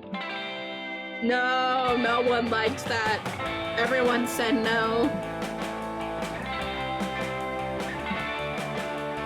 Damn, even the summon's judging us. Ugh, I wish there was friendly We fire. didn't forget Jerry's birthday. Yeah, where the hell were you? All the hottest mass murderers were there. Professor Gun Eyes, Teen Smoking, me, of course. Oh my god. Me too. A lot of people don't know this about me, but I've killed a ton of people. Technically, it was a tragic Pringle-related accident. But hey, gets me into Jerry's parties. Hang on, I was the guy at the party, but I'm not a mass murderer. How many ghosts have you murdered since entering this room? Roughly all of them? Ah, I get it. I wasn't on the guest list, but I did crash the party for a climactic showdown with Professor Gun Eyes. Heck yeah, you did! Party Crasher's the coolest kind of party guest. I don't need your approval, Jerry. But I appreciate it nonetheless. No, don't fall for the knife killer, Joy. I can be better. Or worse. Do you want me to be worse? You're the saddest bunch I've Isn't ever a cool met. enough mass murderer to get invited. Ouch. Or is she a good enough person to crash the party in the name of justice and decency? I'm middling. No, middle of the road? That's the worst you can be. Oh. Ow! No! There wasn't anything, but there is a reason she wasn't invited. Anyway, this was an elaborate way of inviting you all to my birthday bash this year. Except Lub Dub, obviously. Obviously. No! You hate being left out! You played with Jerry and he finally agrees to let you attend. As a murder victim. That was the wrong answer, Mystic. That's 3 strikes, Mystic. Your time! Yay! You owe me something now. That's 3 strikes. I'm not doing well. Fine. I think I'm gonna try some of my tea. Should be kind of cooler. Sip some tea while I imagine ways that I will punish my mod for being wrong so many times. How should we?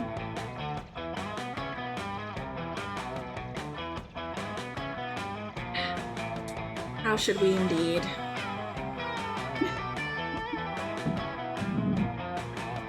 It might take longer for me to come up with something.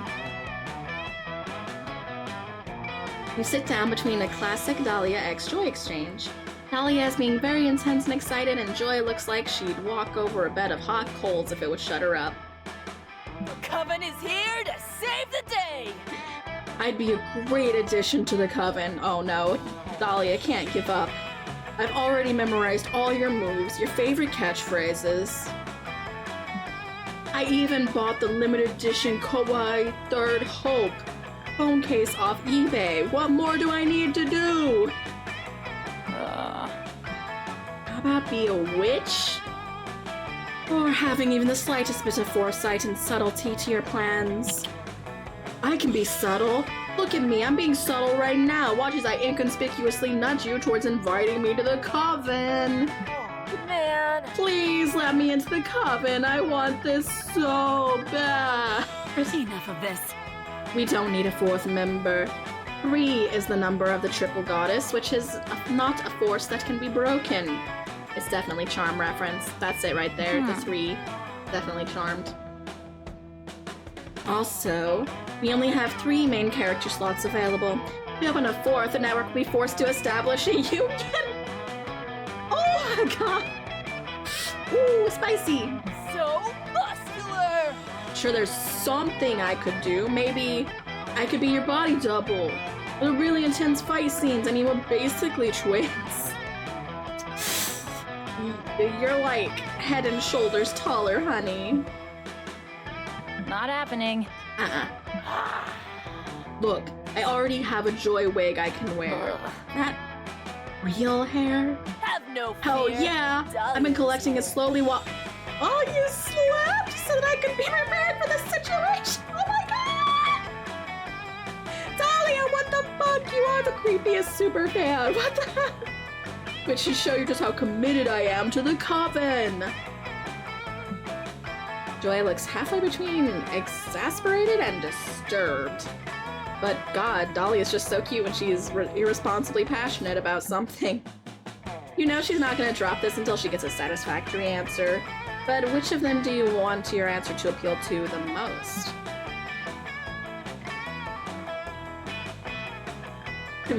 Maybe I'll make Mystic have some of the spicy roulette in November. We'll split the spicy roulette and see who loses.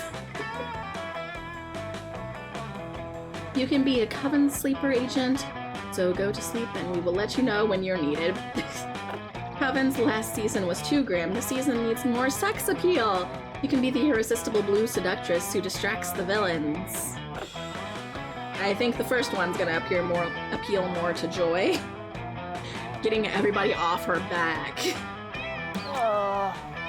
How does me sleeping help the Coven win an intense sequence or a tender emotional conversation that builds character relationships and raises stakes for the overall season arc? Not half bad. No, trust me. Loved Up is like so right about this. The role of Coven sleeper agent is very serious and definitely totally essential for the cause. That case, count me in! Woo! I'll sleep like no man, woman, or non-binary badass has ever slept before. Ugh. Yeah, cool. You do that. Okay, now let's talk strategy. Should I go silent mode or full-on snoring? Do you have any advice on the best pose? Blankets or no blankets? Or should I sleep with one foot outside of the blankets in case I get too hot? You do whatever you think is best. I trust you. As long as you can start right away. I will be back! Anything for my fearless leader. I'll go back to my tent and start right now. Impressive. Whew. Thanks, Leptum. You're a lifesaver. You know what you're doing, You know. don't you? The Coven itself may not necessarily need a new member, but I could always use someone to help me beat off rabid fangirls. But you know, only if that interests you. Hell yeah, it does! You enjoy some amazing alone time with Joy, discussing your favorite Coven episodes and the best strategies on how to keep annoying fans at bay. So romantic. Oh no, it's flask time again. I think I'm gonna use my skills. The Gamba didn't go so well last time. Welcome! You're new here, and don't fret. Let me explain how this works. This is wild yet simple. I'm not new, though. Oh, I guess I'm new to this option. Wizard in training. For you to test my concoctions is somewhere between kind and reckless. Alright. Oh my gosh. Ah! What the? What? This one? What do I do? What do I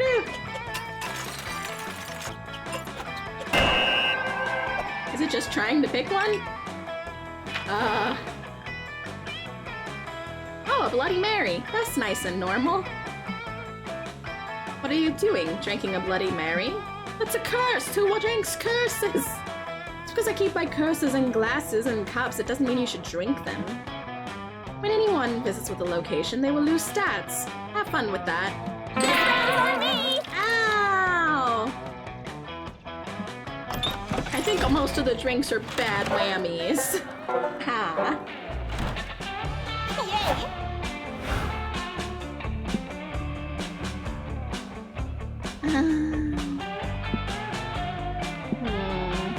Back to the lake.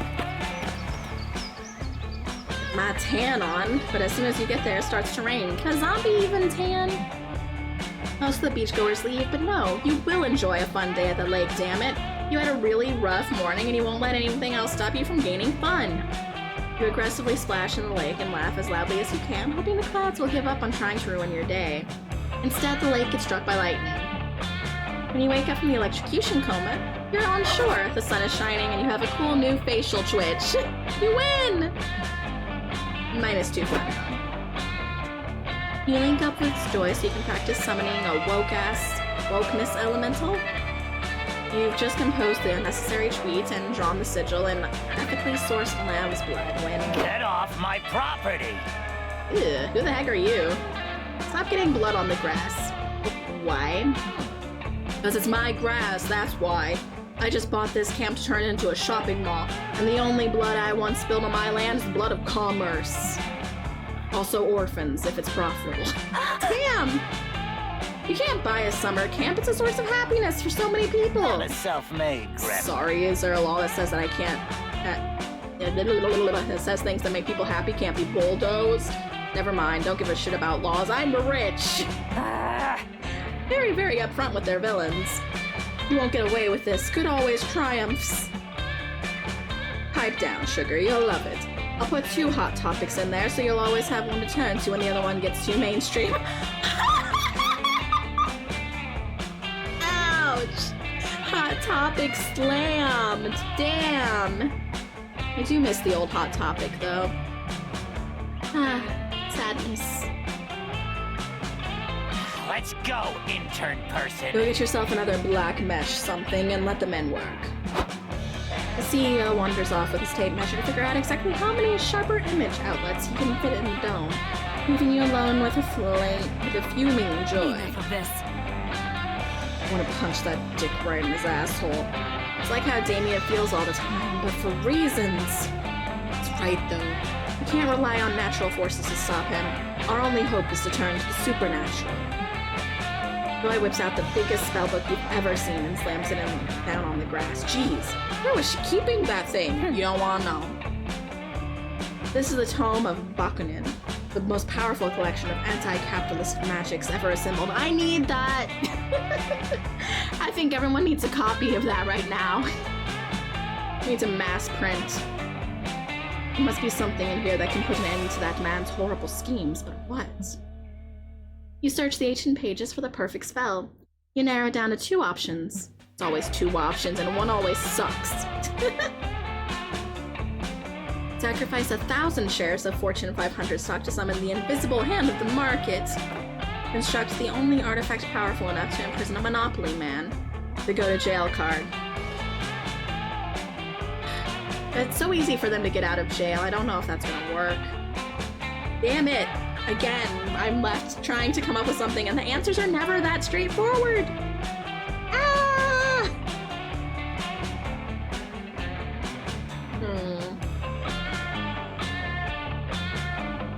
Arya says 1. Anybody else?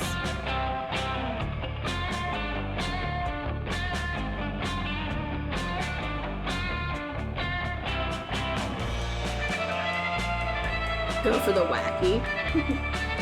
I mean, the invisible hand of the market is a term. I think it's kind of related to supply and demand. Also 1. Okay. Not smart, guys. Not smart. It's not me this time. It's you. It's you. Not smart. I was gonna go for 2. I did see that spell in there.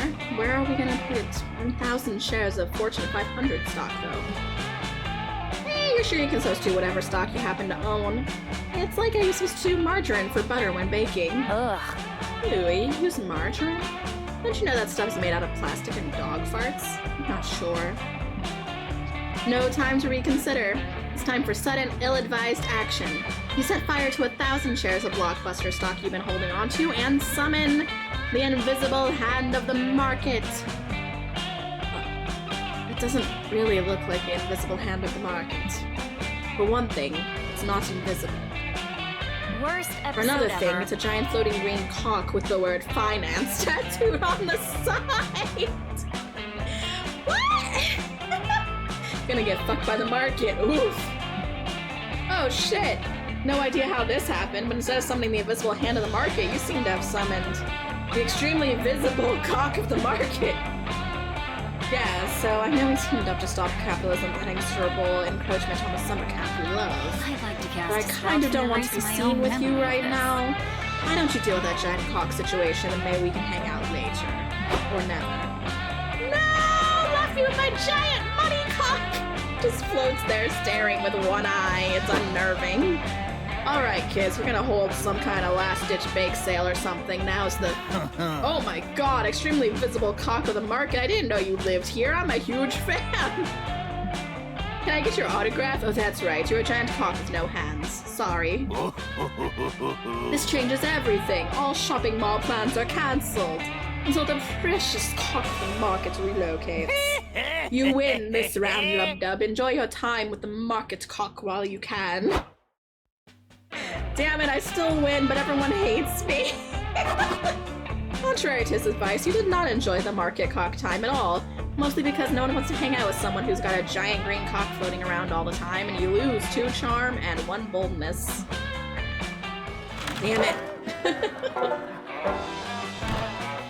Adventure awaits us.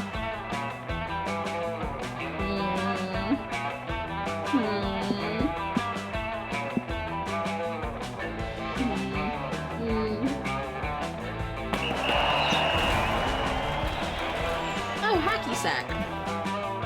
All fun and games, literally, until the hacky sack falls and, against your knowledge of hacky sack's supposed composition, it breaks upon hitting the floor. What the fuck?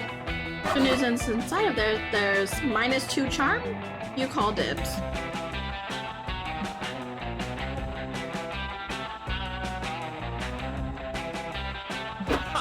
We are the least statted person in the world. We ain't getting banged by anybody in this run. Nobody. Hey, the werewolf guy's back though, from the first game. Hi, I remember you. I'm gonna blow my nose real quick, 1 second.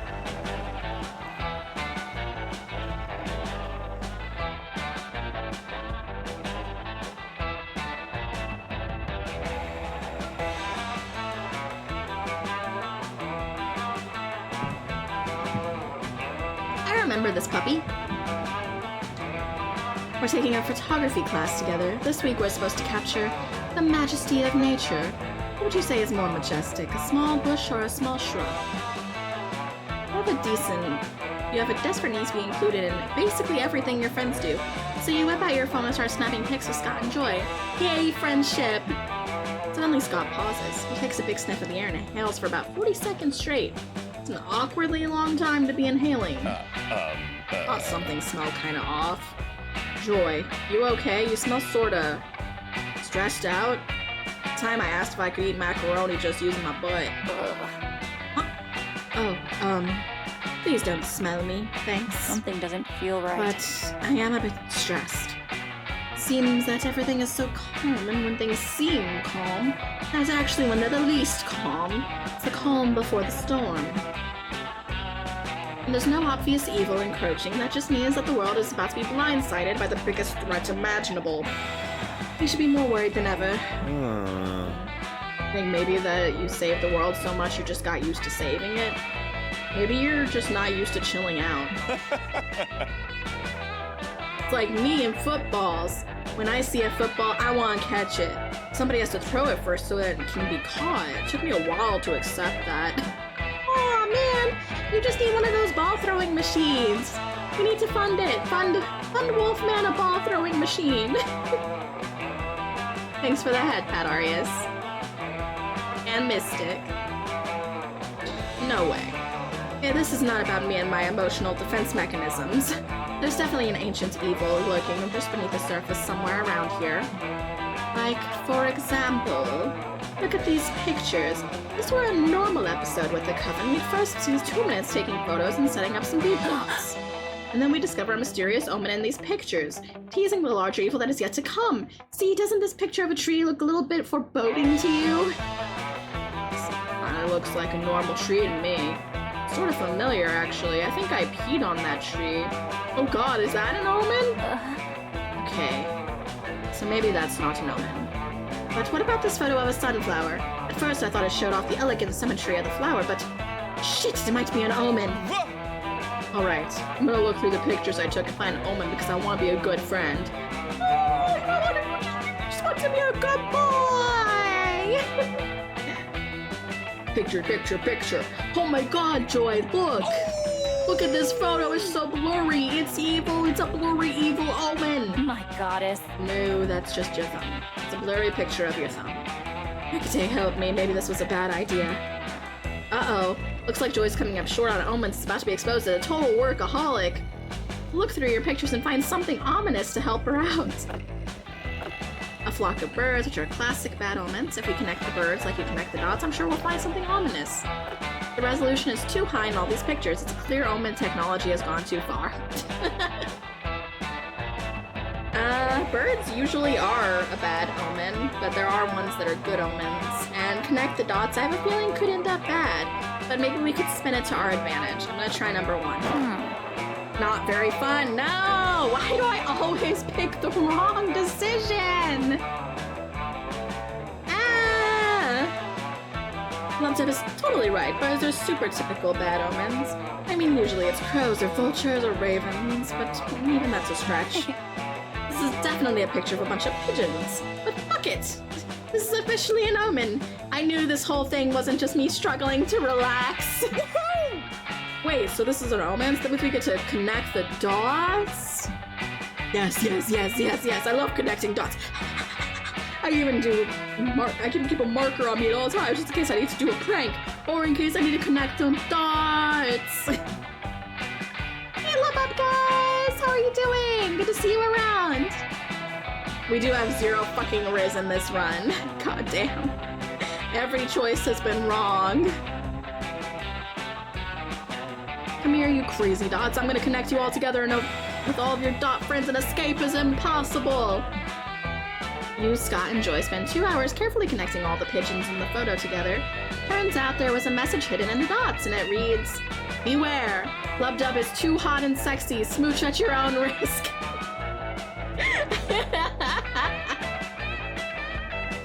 I'm doing alright. This game is a lot of reading, so I had to go make some throat tea. You smile quietly to yourself.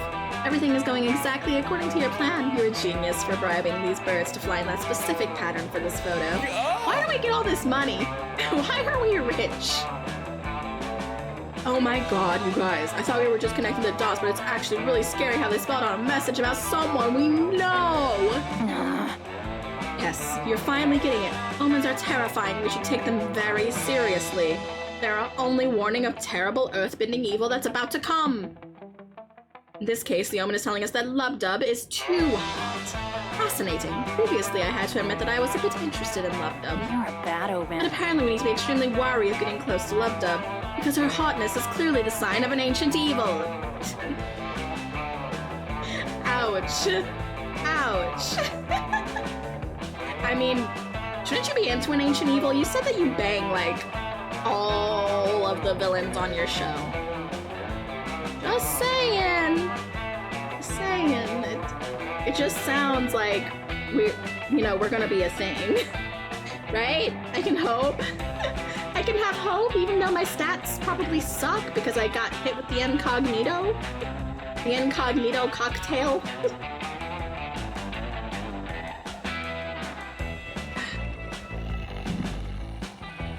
Good plan. Geez, this omen's really scary. I'm officially adding omens to my list of fears along with fireworks and never meeting my dad. Ugh. It's okay, Spot. Just stick with me. I've saved the world loads of times from tons of omens. Let's get out of here. Love Dub is clearly radiating evil. Fuck. You spend a lot of money bribing pigeons for this silly plan just to get your friends to think you're hot. Those pigeons totally scammed you. Scott also draws your face with his marker just to make sure you're as unhot as possible. You lose your dignity along with 2 creativity and 1 charm. I've got to be like -20 in all my stats. The last day is here. We are not getting laid, chat. There is no possible way. There's no possible way. This is going to end horribly. No. The hot witch, no. I don't even think I could go for Damien at this point. I don't think the game likes me. Can I just date myself? Go with nobody. Live it up on our own. Should I do that actually? Because this run sucks. I hate listening to them turn me down. Oh, I'm still scarred from the hot ghost girl that turned me down in the first game. But I got Damien then, so I really don't want to do Damien right now because I wasn't focusing on anything for him. So if he turns me down, I'll feel really bad because I like him. None of them. Yeah. Let's go. We're going stag. Didn't ask anyone to be your summer honey. You're a strong, independent monster who don't need no significant other. Of course, that can be true, but did you forget this is a dating simulator? Shooting your shot with someone is the whole point of the game. You didn't want to date in the video game. Why didn't you play a fight flight simulator or going alone to see a meteor shower simulator? You didn't even enjoy the night. All you could think about is how you threw away your one shot at love. Well, it wasn't your only shot, I guess. You can always replay. It's a shame about this run, though. Now you gotta start all over. See you on the campus, loser. Maybe we just wanted to be friends, right? I'd be best friends with Joy. I honestly just want to date Damien again, and maybe the skull person. They have very gender ambiguous vibes, so I'm not sure what the skull person's pronouns are at the moment. 14 events, 14 outcomes, 1 new special stuff. Get rid of my dang incognito stats. Before we knew it, those weeks were gone. Felt like a hot minute, and it felt like an entire lifetime. That night, as we saw summer coming to an end, we all wondered what could come next for us. It felt like the end of something big. Little did we know, life had many wonders and misadventures in store. Now I'm older, and I can see it, how those years became the foundation of the mythology of our lives. Broken hearts turned tragedies sung for centuries, while nights became epics treasured forever. Every kiss and every laugh, now a constellation we'll always find while gazing into the starry night, no matter how many years go by. Even today, I can still close my eyes and I'm there.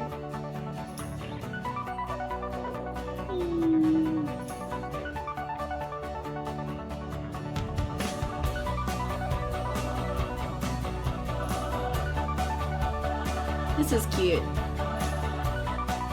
So young and unafraid. Champions of red wine. I went alone! But it's fine, I can be with all of my friends. Fine out of cross lines. Crossed for old times. There's Dimitri in the back. I think he was trying to strangle the wolf man.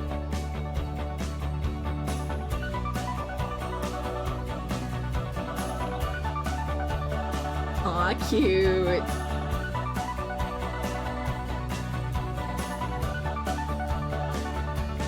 I think I might do a short run, but I don't think my voice will hold out for another long run.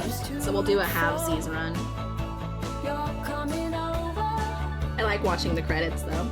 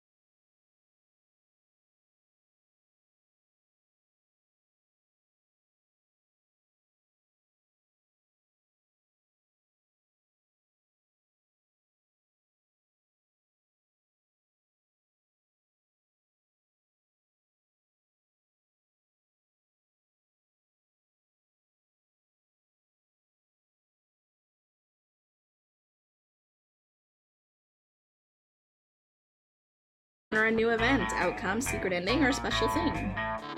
What are these special things? Well, trust me, you'll know when you've seen one. Don't fret, you'll also see some memories just for finishing games, so don't feel pressured. You can spend them here to unlock the tutorial guide, new outfit packs, gallery content, and drinks, which you can access in Juan's free drinks drinking game. Monster Camp truly is the gift that keeps on giving. On top of that, if you've already played before, you'll get your corresponding summer memories retroactively for what you've already achieved. Aren't we nice? What are we waiting for? Buy something or get busy playing. Too poor for this. Ouch. Unlock the info manual to master Monster Camp's inner mechanics.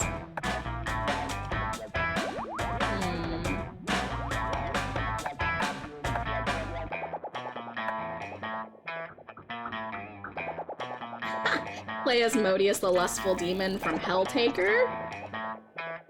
From Helltaker? I played that game. Engage in some proper harem activities. Cat pack.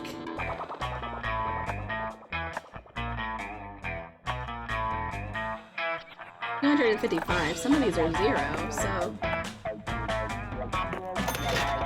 You have excellent taste. I can just purchase all the 0 things.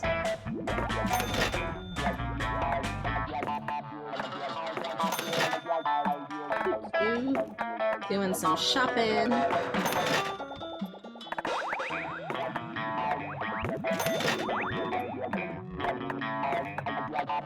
Okay. Now I have to pick. Oh wait, all these are things too. Concept art. It's all art, okay. I guess this. And now I'm too poor for everything. Story of my life.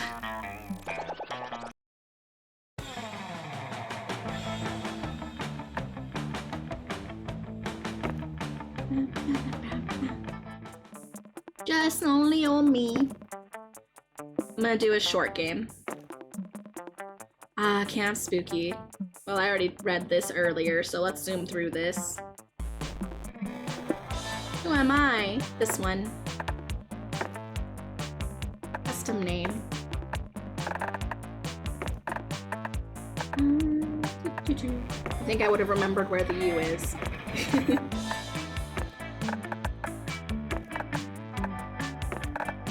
There we go. Lub-dub. Okay. This will be a summer to remember.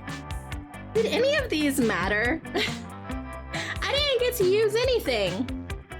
Do any of these actually matter? Ooh, a magic mirror. Hellfire barbecue, sure.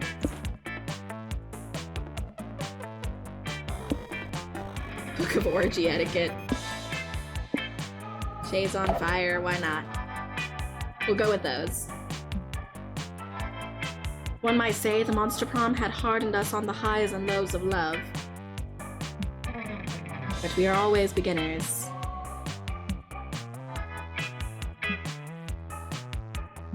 We have to ask one of the 6 hottest people. Who are we gonna focus on? We already know. We already know who these are. I think I'm going for Milo. Death Reaper doubling as an internet influencer. Yeah, I want to go for the Reaper. I won't fear the Reaper, baby. Bus trip was long and all of summer could be shaped by the first step well taken. Okay, well, what's the Reaper's answer?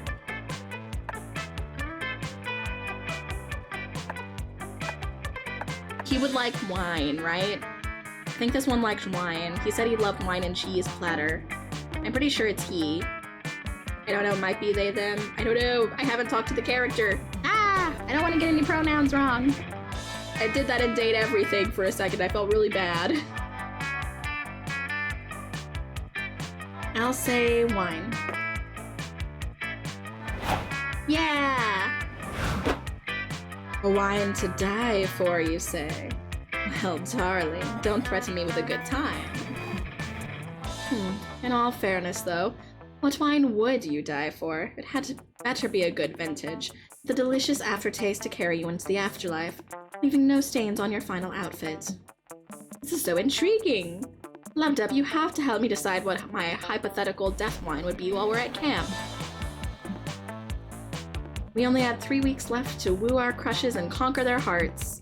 But as I already said, we were young and unafraid. We're ready to start. Yeah, to die for and a Today will be a Grim Reaper makes camp-tastic sense. Okay, my stats. Smarts 4, Boldness 6, Creativity 5, Charm 6, Fun 3. I think Creativity and Charm, one of those is definitely what we want to go for. Maybe Charm? I don't know. What gave us Charm? Now I have to try to remember, because I don't ever pay attention in my first run. I just click things, and that's probably why it ends horribly. Write that down in case I get face mask. I am not getting face mask again. I'll just use my skills. No more mystery drinks in this run, because I think I'm only gonna have it once, since I shortened the time. Well, I guess the Grim Reaper might like the spooky house. That day in the haunted manor, a little clown man rides a tricycle up to you and asks if you would like to play a game. Cool, you love games. You suggest Monopoly or Scattergories. The clown man tells you to find the exit key in an hour or he's gonna rip all your skin off. You're not super into that idea, so you two decide to compromise by going to an escape room and solving some puzzles. Lots of fun, but you don't gain fun there. You gain +2 boldness. You would love escape rooms, wouldn't he? Jigsaw. A wild Milo appears. Your heart starts beating fast. Is this another one of your dreams about Milo baking you a loaf of bread in the French countryside? Fancy meeting you here. I have been around looking for you, and now here you are, in my clutches. I've got a gig. Now that I've found you, want to do me a favor? A soul reaping gig today, and I could really use a helper. You're 80% sure this isn't your dream. You agree to help Milo. They lead you to a fresh corpse with a soul waiting right above it. Soul looks like... Nope, blue orb. Hello, hello. I'm Death, but my friends call me Milo. Let me be the first to say, congrats on shuffling off that pesky mortal coil. I've been expecting you. I assume you're here to lead me to the afterlife. I died for a few minutes when I was a child, so I'm somewhat familiar with the intake process. Damn. Exactly. Oh, I love souls who have died before. They're refreshingly chill. I'm just going to ask you a few questions before we go. First, state your name, please. I'm Remedius Targarak. Targaryak? Commander of the Mer King's Guard and Knight of the Mer Realm. Praise be the Mer King. Oh no, do they know the mermaid from the first game? Uh-huh. And just to confirm you're actually dead, how are you killed? Prepare thyself. It is a terrifying story. I served many years on the Mer King's council, but 'twas the Mer King himself who killed me. One night, the Mer King was attacked in his sleep. He survived, but became paranoid of his small council, thinking the attack was a coup.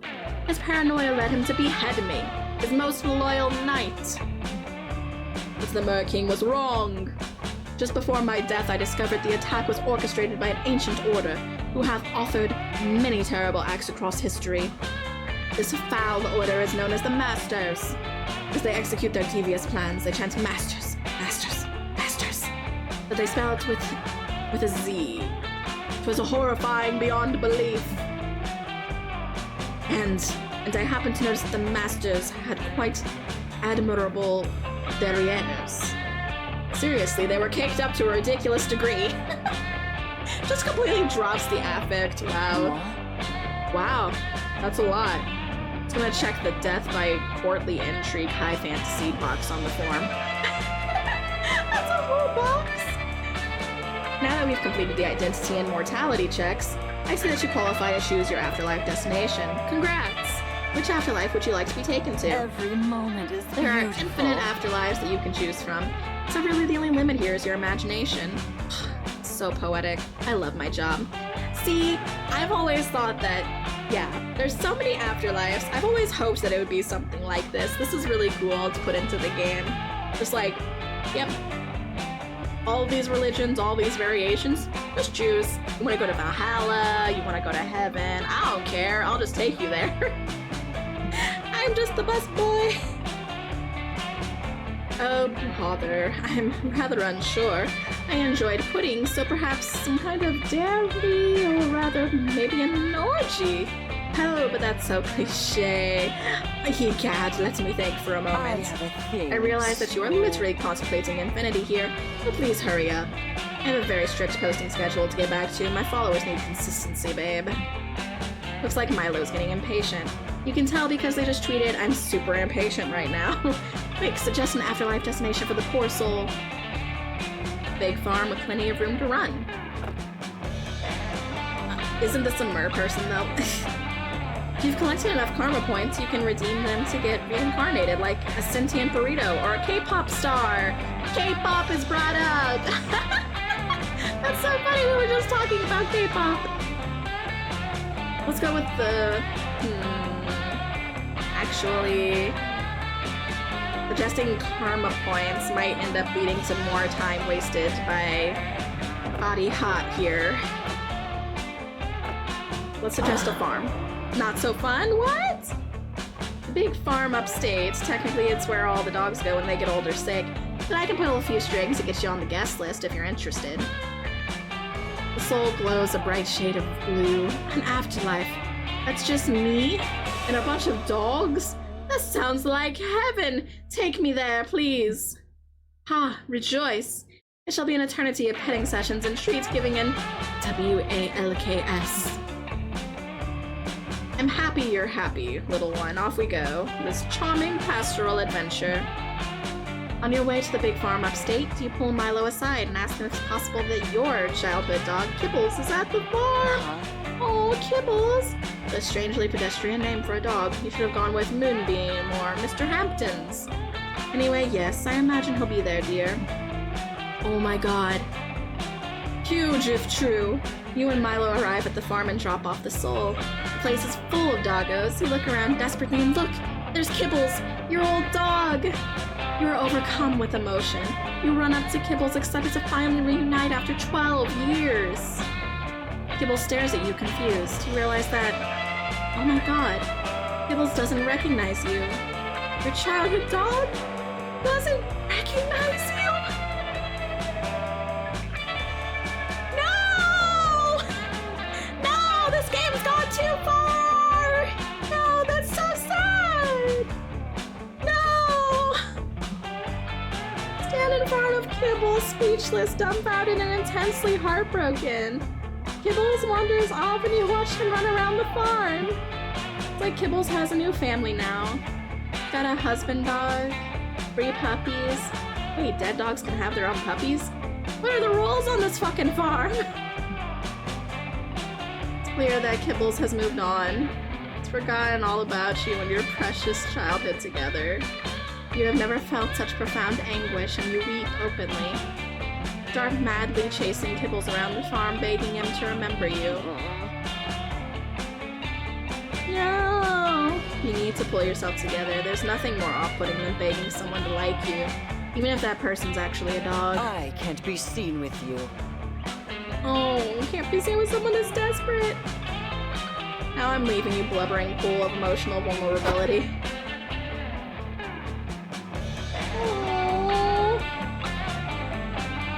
Kibbles is the only dog you know, so you ask him how to get back, but it's still super awkward. You wander, heartbroken and aimless for days. The warm sunshine of your childhood memories has been ruined, which makes you lose 2 charm, 1 boldness. Ow! What the hell? Today will be a camptastic day. Ow, my soul! Oh my god! I don't know if I like this game anymore. That was painful. Ow! Damn! Gotta do me like that. Owie. That day in the Monster Scouts, they teach you how to use the stars and trees' bark to find your way when you get lost on the internet. As a test, Coach leaves you in the middle of the internet. You easily get lost. Before you know it, you're watching the Spanish synchronized swimming team perform a routine based on Stairway to Heaven. You don't earn the orientation while on the internet badge, but you definitely gain true creativity from watching the beautiful display of skill. Later, you're super excited. You found a package of weird cookies in your tent and you're ready to dig in. Fuck yeah, cookies! Fancy meeting you here. Well, well, if it isn't Lub-Dub, put down those dog treats, darling. I need your assistance with a job. Help me out and I promise it'll be worth your while. Milo just saved you from eating literal dog food, so you figure you owe them one. And besides, you'll do anything for this sexy Reaper. You agree to help with the gig. Milo leads you to a corpse with a soul floating over it. Wow. I guess souls are just like glowing balls that float and people can just see them? Good to know. Hello, hello. Aren't you an adorable little soul? Hello, hello, dear. My name is Milo. I'm Death, obviously. Soul responds, Hail and well met! I am the master of peasant torture for my divine sovereign, the Mer-King. If memory serves, the Mer-King chopped off my head. Wow, it's just gonna be the whole court! Yep, you're super dead. I'm here to take you to the afterlife. Aren't you a lucky soul? You could have ended up with one of the less fashionable Reapers. I suppose. I just never thought that my life would be cut short so soon. The circumstances of my death, so tragic, so murderous, so headless. I shall tell you both of the tale. One night, the Mer-King suffered a strange, violent attack on his life. He thought the attack was a coup orchestrated by his small council. Coup? Mer-King? This is all sounding strangely familiar. Keep going, darling. I'm officially curious. And thus the Mer-King killed us all in a blind rage, but I saw the attack with my own eyes. 'Twas no coup. Rather, it was an attack committed by a strange, hot ghost and some kind of hairy dog man. No! Okay, I guess I know what some of the other characters are up to during the summer months that aren't here. No! The ghost and the dog snuck into the Mer-King's chamber and glued a single golden coin to his floor. The Mer-King bent down to pick up the coin, but couldn't grasp it. He looked quite the dunce, I assure you. And while he was struggling to pick up the coin, the ghost dropped an anvil on his head. The nerve! Wow, yes, what a tragic, horrible, violent prank. I mean attack. What mischievous fiends. But despite the tragedy of my death, I see now what a precious gift life has been. I only wish that I had lived it more fully, more boisterously. Life is a gift. So true, babe. I love your attitude. It's so rare to meet a soul that appreciates life. After all, life is like a river, and we're all just paper lanterns floating along it. Truly. Look, I even made a bucket list containing the 246 things I wanted to do before I died. A tragedy I did not complete even a single item. Oh, darling, really? Not even a single item? I really shouldn't do this, but such a natural empath I can't resist. I'm going to bend the rules just this once. Before I take you to the afterlife, you can pick one item off of your list, and Lub-Dub and I will help you complete it. Thank you! Thank you, gorgeous and elegant angel of death. Oh, but which will I choose? Which? Take a look at the bucket list, and you see it! The perfect bucket list item to finish off this reaping gig. And impress Milo while you're at it. Suggest it, baby! Okay, you gotta go meta here. Choose bucket list number 122, cross something off my list! That's so rude! There's only one thing on this list worth doing. Pick bucket list number 46, become immortal. Won't that get Milo in big trouble? If this is already bending the rules, I think becoming immortal is a bit much. But there's also cross something off the list, which will save Milo time in the long run, but Milo also seems to want to help. So they should be able to just help, right? Why is everything so complicated? Why is love so complicated? I want to impress you, Hot Reaper.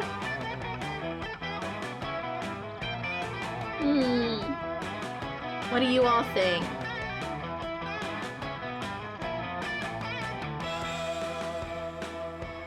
Any ideas? This could go horribly wrong. One, because it's technically on the list. I don't know if that impresses Milo or not.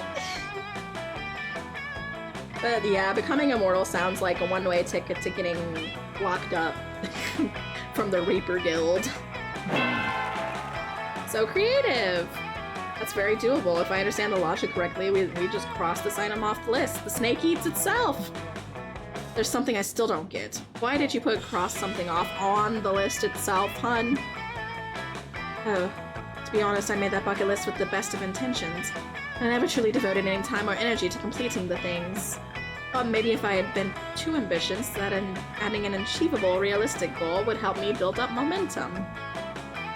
Funny to think that I died before achieving even my most modest goal. Procrastination at its finest, I suppose. Oh my god, I totally get it. I'm a bit of a procrastinator myself. I was supposed to take you to the afterlife like 3 days ago, but life gets in the way. Babe, as a fellow procrastinator, you've totally inspired me. Let's just forget about this list for a minute. You're a fresh, vibrant soul. You're here with the best Reaper in the industry, and Lubdub, who's dumb but very cute. We should do a collab. Let's go do something fun together right now. We'll worry about checking shit off that list after we've enjoyed each other's company. You, Milo, and the Soul proceed to have the greatest day ever. You carpe the shit out of this DM. You ride jet skis, you drunkenly share life stories with each other, and you finish off the day with the ultimate celebration of being alive, going to a janky amusement park. After a literally perfect day, you and Milo drop off the Soul at the afterlife. Thank you, Milo, thank you. This was the best day ever. I can't believe how much cotton candy Lubdub ate. I'll contemplate it for all eternity. Damn straight, I can eat a lot of cotton candy. I'm gonna be sticky for weeks. What a sweetie. And what a nice day. Mortals have so few days, you know. I'm happy that we made good use of this one. Wait. Oh my god, wait. We never crossed anything off that sweet soul's bucket list. I'm dead. That's unbelievable procrastinating rascal. It's for the best, though. After all, life isn't about crossing things off of a list, it's about grasping the present moment, like a fragile bird in the palm of your hand. You're killing it. I know you get just what I mean, Lubdub. Thanks for being my little helper. I wouldn't settle for anyone else. Milo has filled you with a lust for life, and a lust for Milo. Your powerful urges gives you +3 boldness. Carpe diem, baby. Wee! I made a good choice for once! Yay! Well, we gotta sit over here, right? You loiter over to the campfire, desperately hoping that one of your zany friends will pull you into one of their shenanigans. Loser. Hey, Lubdub, come over here and do poetry with us. I don't want to be the worst at this. Yay! Yay, you found a shenanigan! You join Milo, Hex, and Aravi around the fire. They're all writing in cute little notebooks. Aravi's notebook does look pretty blood-soaked. Milo is trying to convince me to write poetry again. I said I can watch them do an actual reaping of a monster if I write a good poem. It's true, really. I'm just trying to help a dear friend access her inner emotions through the majesty of the poetic word. DJ Hex up in the pipes! I'm doing it because it's fun, and because I'm awesome at it. My poems have 2 or 3 emotions in them at least. Is one of them rage? And then anger? And then bloodlust? That's the vibe I'm getting. Honestly, Milo, I'm still pretty confused. How are you gonna judge if I write a good poem or not? What judging metrics are you using? How do I get the most points? How do I win? Aravi, I'm getting a bit tired of you asking me how to win things. I've taken that emotion and used it to write you the following poem. Avocado rot, don't tell me your dreams are dead. Be your own dream fruit. That should be all the clarification you need, and I did it in haiku form. So you're telling me I can get points in poetry writing. By collecting dreams of fruit? No, you blockhead. It's a metaphor. Yeah, Milo's right. They're trying to say that all poems should be about avocados. My latest poem, Guacamole Emotions. Rage, anger, bloodlust, tiredness, those are her emotions. Tiredness I can agree with. Tiredness is also one of my main emotions. Oh, how tragic. You're both hopeless. And frankly, I'm heartbroken that my unparalleled aesthetics were wasted on you two. Whatever, Milo. You already set a win condition for this poem, so like it or not, now this is a competition. Not everything is a competition, Aravi. Just think about, I don't know, crying. People do that all the time, and it's not a competition, it's about emotion. Take that, sucker. Crying is obviously the competition so you can squeeze the most water out of their eyes. Get it together, Milo. Damn. Hardcore. Seems your friends are having a petty conflict. This could be a great opportunity to side with one of them. Perfect and White Beowulf to completion first. Holy shit. By memory? Poets don't tend to be traditional winners. Most of them die alone and penniless. Poetry is about learning to cope with the fact that sometimes we will inevitably lose. That's gotta be the one for Milo, right? I'm nervous about picking anything now. I picked so many wrong choices throughout this. I'm so nervous. Poets don't tend to be traditional winners. Most of them die alone and penniless. Yeah, that's pretty much aesthetics. Right? Right? I gotta be right! Not a contest. Oh. Yay! I was right. No way. Really? The way to win at poetry is by losing? Wait, there's gotta be at least some poets that were famous and successful. Like, Emily Dickinson? Ha! No way, I remember reaping her. The whole time she just complained to me how there were so few hot girls in her town that she decided to never leave her room. I love Emily Dickinson and I love this! I mentioned on stream a long time ago, Emily Dickinson is like one of my favorite old writers. Oh my god, I love that that was actually brought up.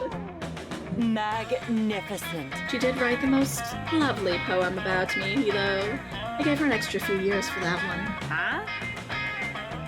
Well, what about Edgar Allan Poe? He was super famous, right? Oh god, I can't believe you just said that. You know that he married his cousin, right? That basically everyone thought he was insane. He was so rude to me on his deathbed that I made the whole ordeal one of the most painful deaths I've ever delivered. No regrets. Ooh, poor Poe. Wow, I'm gonna go about this whole poetry thing all wrong. Apparently I should have been trying to live my life like shit. Then I'll be a poetry champion. Now that I finally get poetry, where should I start? I don't know, maybe fall in love with someone who's married and develop an opium addiction? Woo! Yeah. That is the way to speedrun, I guess, in the old times. Wait, oh, Ravi, I was just being sarcastic. Too late.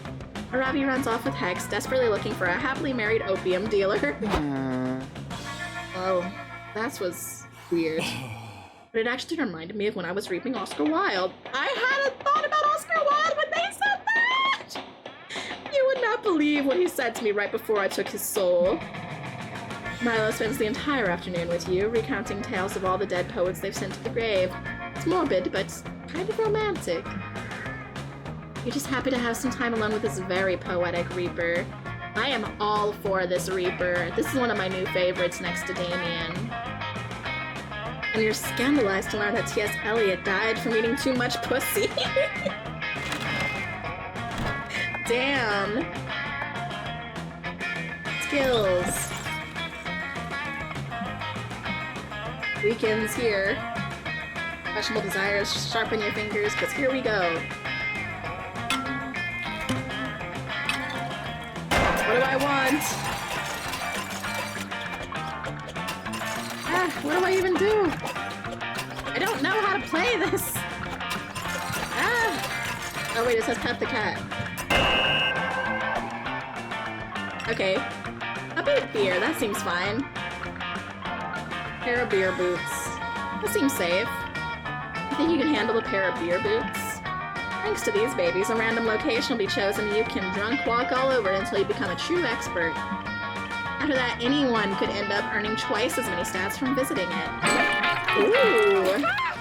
Still hard to believe you drank that much, though. Good luck. Yeah, that seems nice. That seems good. Let's go! For you, it's excited, shyness, happiness, and scared are emotions you feel most of the time. I do love the Reaper. I'm so glad we all love the Reaper. Oh wait, it says which one's ×2. Okay, why not? That day you join the merciless trials of the Camp Dome. Your team is faced with the potato sack race. Seems easy, but this is the Camp Dome, and so the potato sacks are filled with swarms of bees! Not the bees! Your teammates are discouraged, both because they are not fond of bees and because the enemy team is most likely comprised of sentient bees. Aren't all bees sentient anyway? Giving them a clear advantage. It looks dire for you. But because of your cunning and you remind the enemy team that the bee population of Earth is inexplicably decreasing and bees are heading towards unavoidable extinction. This fact really messes with the enemy team's heads, giving you the edge you need to win. Your nasty leadership skills grant you 4 charm. Woo! With the help of Milo and Calculester, you finally managed to find the least violent dome game that Dahlia will still enjoy, an Iron Chef competition. Milo delights in concocting Epicurean delicacies, Calculester is fascinated by the concept of food, and Dahlia loves doing battle against the Iron Chef's 1,000 knife-wielding arms. Is this what people call... Oh, it's an actual robotic Iron Chef, okay. What a delight. I have never had so much fun in my short, artificial life. Damn kids! What? Having fun? Stop that! Put it back! Did you pay for that? Don't forget to like and Pay for subscribe. it. But fun is free. Just like love and literally anything else, as long as I agreed to demo on my Instagram. Oh no, not that kind of influencer. Aw. Free? I didn't know this summer camp was for communists. Capitalism always Nothing's free, you wins. fucking millennials. This dome is an untapped gold mine. I'm here to tap it. I hate this guy. I might be a millennial, but screw you. I bought all this land. That's why I purchased a controlling interest in the camp dome, so I can monetize the pile of sharp objects. Maybe I'll tattoo advertisements on the inside of everyone's eyelids. Oh. Or require everyone who participates in dome games to purchase life insurance. And to prevent insurance fraud, all claims will have to be filed by the deceased in person. Oh dear. Oh Jesus! Oh dear. I fear that these predatory, money-making schemes will somehow make the dome even less safe than it is already. Same, man. You can't monetize the dome. Commerce is only valid when it's coated in a thin veneer of spirituality and lifestyle porn. I'd let Milo read me because I'd be dead, not like I have a choice. Milo, yeah, might be up there on my list of people to read me. I don't know, I know a few Reapers. So many in media. Well, unless you kids can come up with some non-predatory way of monetizing this dome. Life insurance and eyeball tattoos for everyone. Oh no, sounds painful and boring. Your least favorite combination of things. How to monetize in a non-shitty way. Now we could always get a local sponsorship. Local sponsorships are the free-range cattle of capitalism. Just crazy enough to work. Or not, based on your stats. What's the perfect business partnership? Old Gertrude's organ trafficking boutique. Beanie and Bucket's fancy hat extravaganza. I'm pretty bold, I guess. So I guess organ trafficking? That does not sound, the best, though. Might be free, but,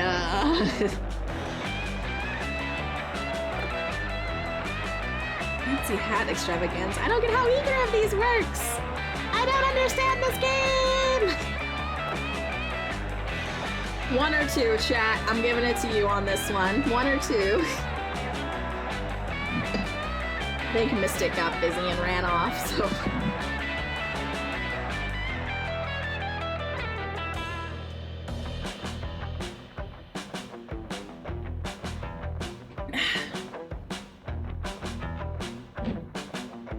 Number 2. Not fun.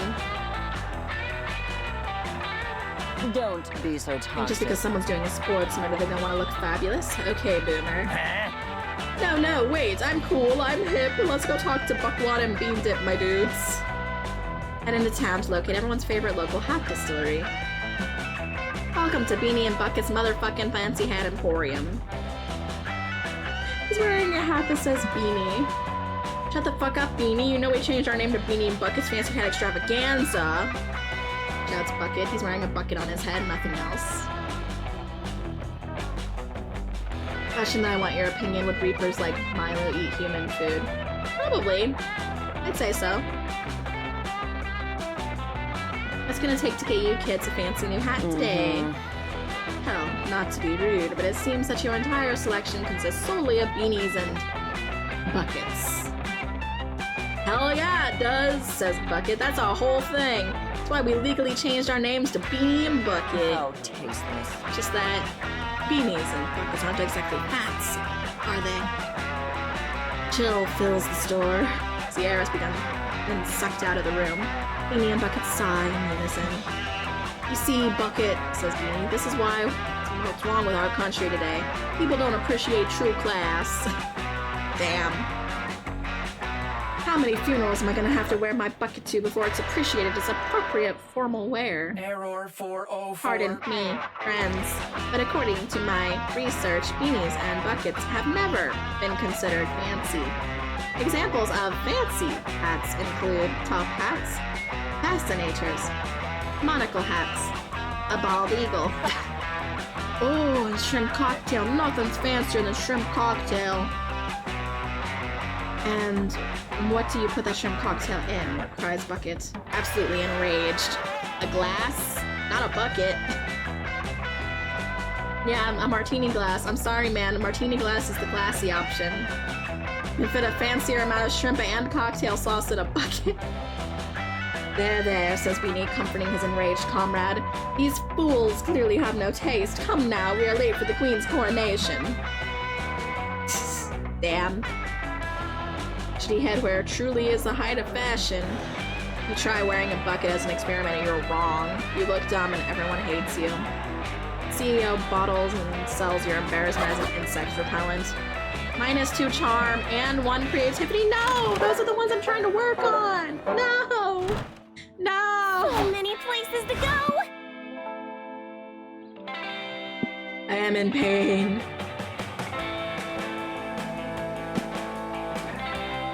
It says ×2, but is it just for this or is it for this? It's hard to tell which one on the map. Get a dome again.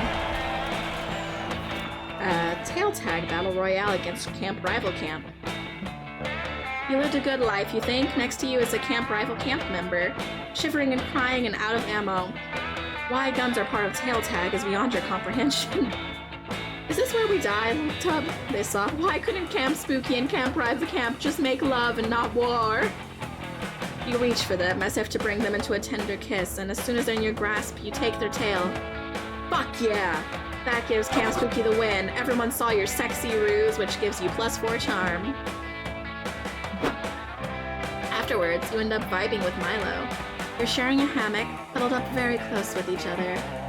And you're both checking your phones. Hell yeah, what could be more emotionally intimate than quietly scrolling right by your #1 summer crush? I mean, that is pretty open. Who knows what could be on your phone? Who knows what's on my phone sometimes? Suddenly, Milo's phone starts blowing up. Granted, Milo's phone is always blowing up. But right now, it's worse than usual. Hey, darling. No need to look so jealous, dear. Just a work text. I keep telling the head office not to contact me when I'm taking a staycation.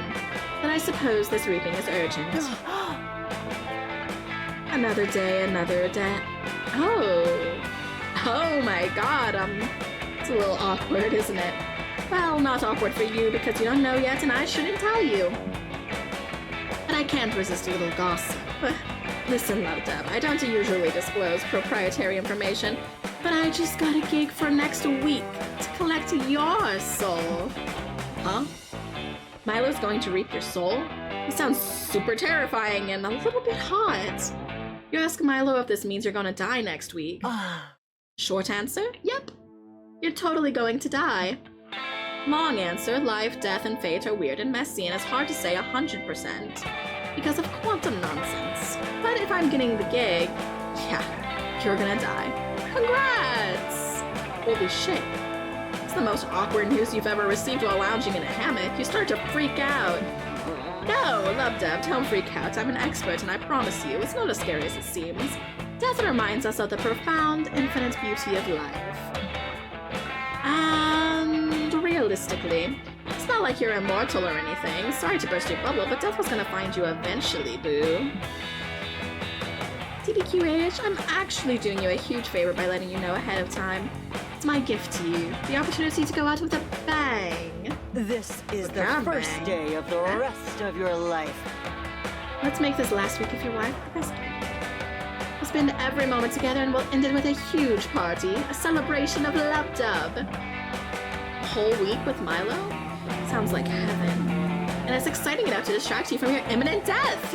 You're in! Aesthetics on point. Lovely. God, you're going to get so many posthumous followers.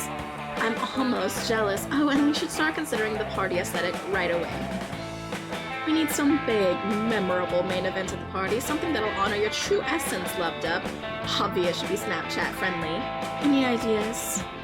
Your time to shine! Think what's the perfect way to 1. Entertain your guests, 2. Commemorate your entire existence, 3. Impress Milo. Narrate the epic tale of your life through profound, carnal medium of interpretive dance. As artsy as Milo is, I don't know, interpretive dance is usually not smiled upon. You'll have your friends gift hosts in your honor, it'll be emotionally moving, and everyone will get shit-faced. 2 birds, 1 stone. I kinda like that, it's simple. I kinda like number 2.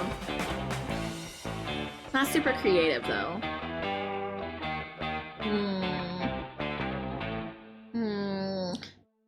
Likes creativity. I do not have a ton of right now. Need to get more creativity.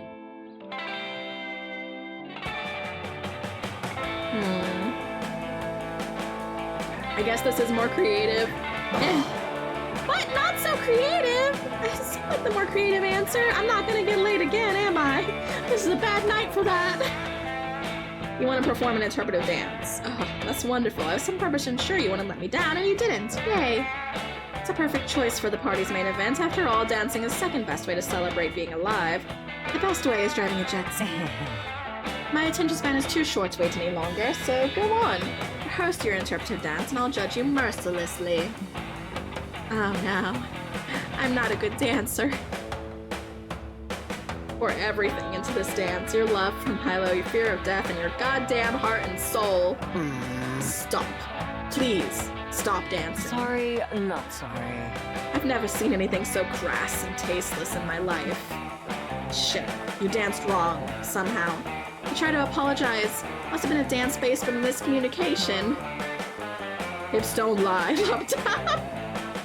The famous words of Shakira. Dancing bears the truth of your soul, and your soul's truth is not okay. That's not. It's obvious from your sense of rhythm that you're a selfish, horrible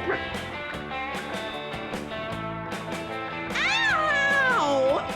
Now you're calling out my rhythm? I'm just being attacked tonight. Ow, I feel like I'm being bullied by this game. You see your friends as potential romantic interests in some kind of crude game-like simulation. What was that intro choreography? I understand that you've had a really horny life.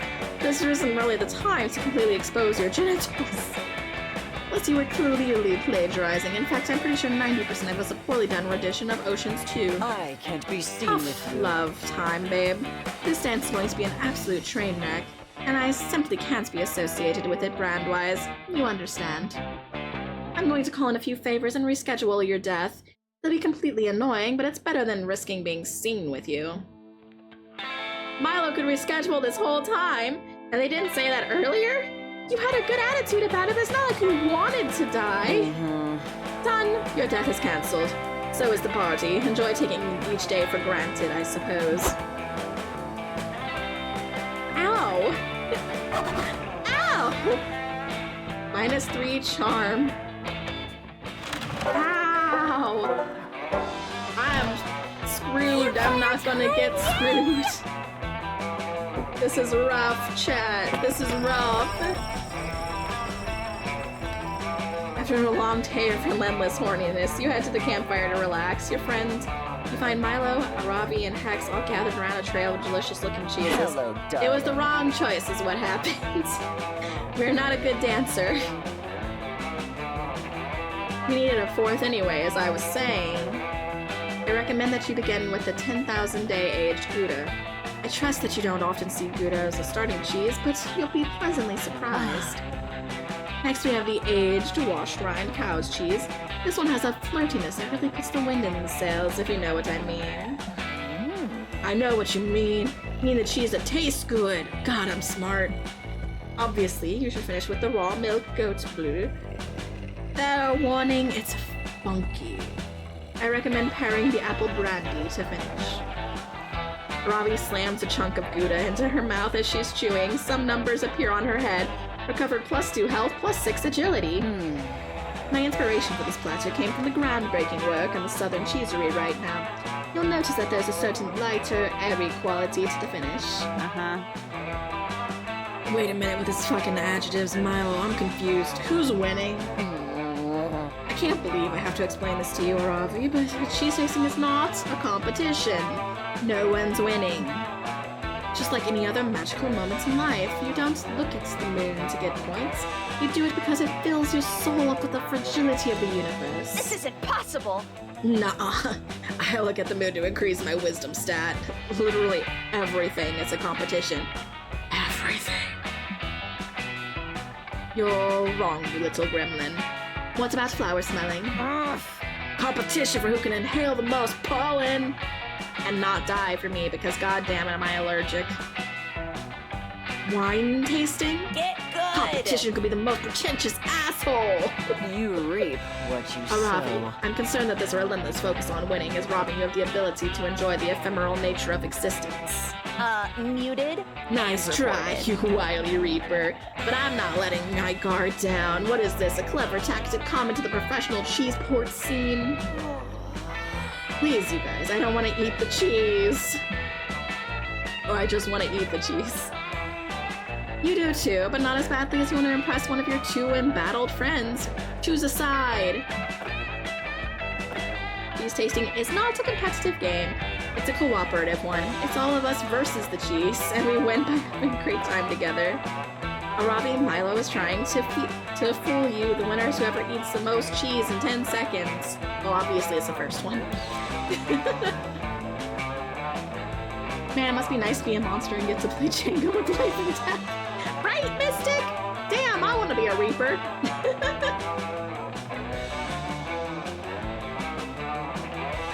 You tell Aravi that cheese tasting is a co-op game, and the cheese is your team's opponent, and you all win by enjoying cheese to its fullest. Oh, a critical Oh, hit. finally someone's making sense around here, but wait. It's co-op. What are the rules? Am I the tank or the healer? How are points awarded? Who's judging? How much experience do I get for winning? Is it shared experience or proportional to damage inflicted on the cheese per player? Clearly, you're the DPS, which means deliciousness per second. We'll be counting on you to enjoy the cheeses especially hard. Pass me the ketchup. Yeah, and I'm the healer, which means you get maximum points by getting bites of your cheese. With Aravi sufficiently motivated, the four of you dive into the cheese. Good God, these are delicious. Who knew that weird old milk could be so good? Cool Ranch Doritos. Milo, I have to say, this Gorgonzola is really next level. It's like Doritos level good. Damn. Glad you're enjoying it, my friendly little curse. I do think this is one of my finest platters yet. Yeah. Yeah, I'm so into cheese, I'm loving the shit out of it. Hashtag winning. That's great, Arabi. Enthusiasm is the fermented citrus pepper taste of life. Oh, a critical hit. Doing the hell out of this Gorgonzola. I'm gonna fucking crush its score at having fun. You all managed to have a great time, and Arby seems to be super pleased with her final score. I'm gonna go grind. Do we just like make up a little badge and pin it to Harvey's chest? Master Cheese Eater won the game. Now that I've conquered cheese tasting, I can move on to the next grind. See you dummies later. Well, now that she's gone, shall we get started on the superior cheese platter? Myla pulls out a second platter that somehow looks even more delicious. Like, seriously insane. You could easily fuck these cheeses. You're killing it. I saved this platter for the winner of the cheese tasting, and I think that's you, Love Dub. You and Myla split the cheese platter just between the two of you. You even share a single hunk of camembert, which is basically an indirect kiss. Nice.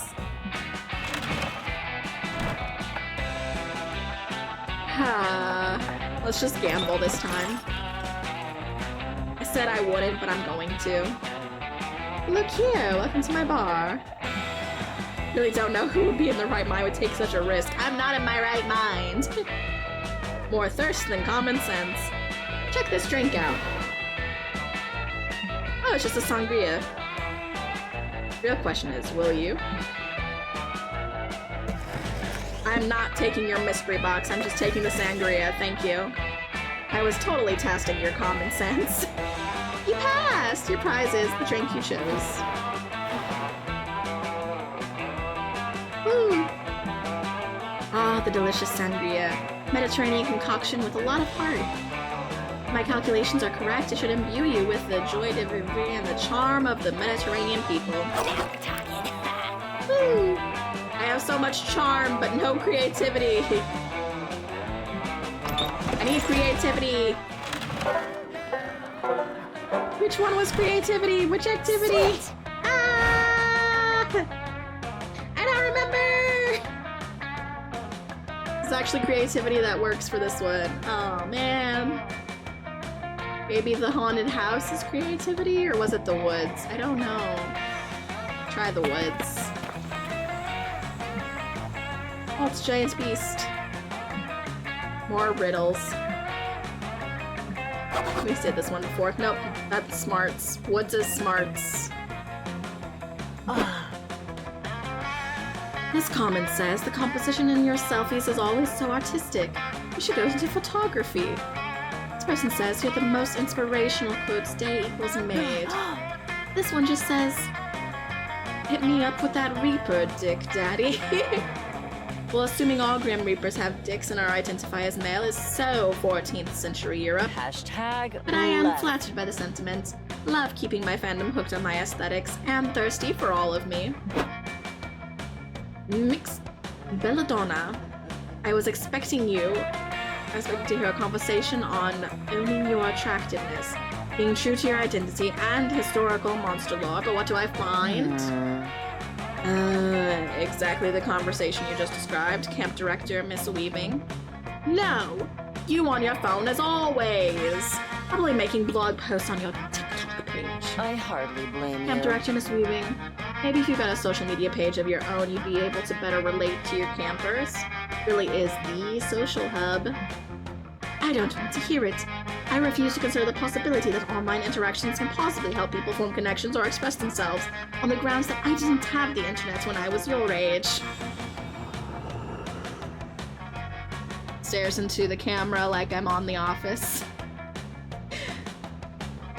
I've been forming connections for a long time on the internet.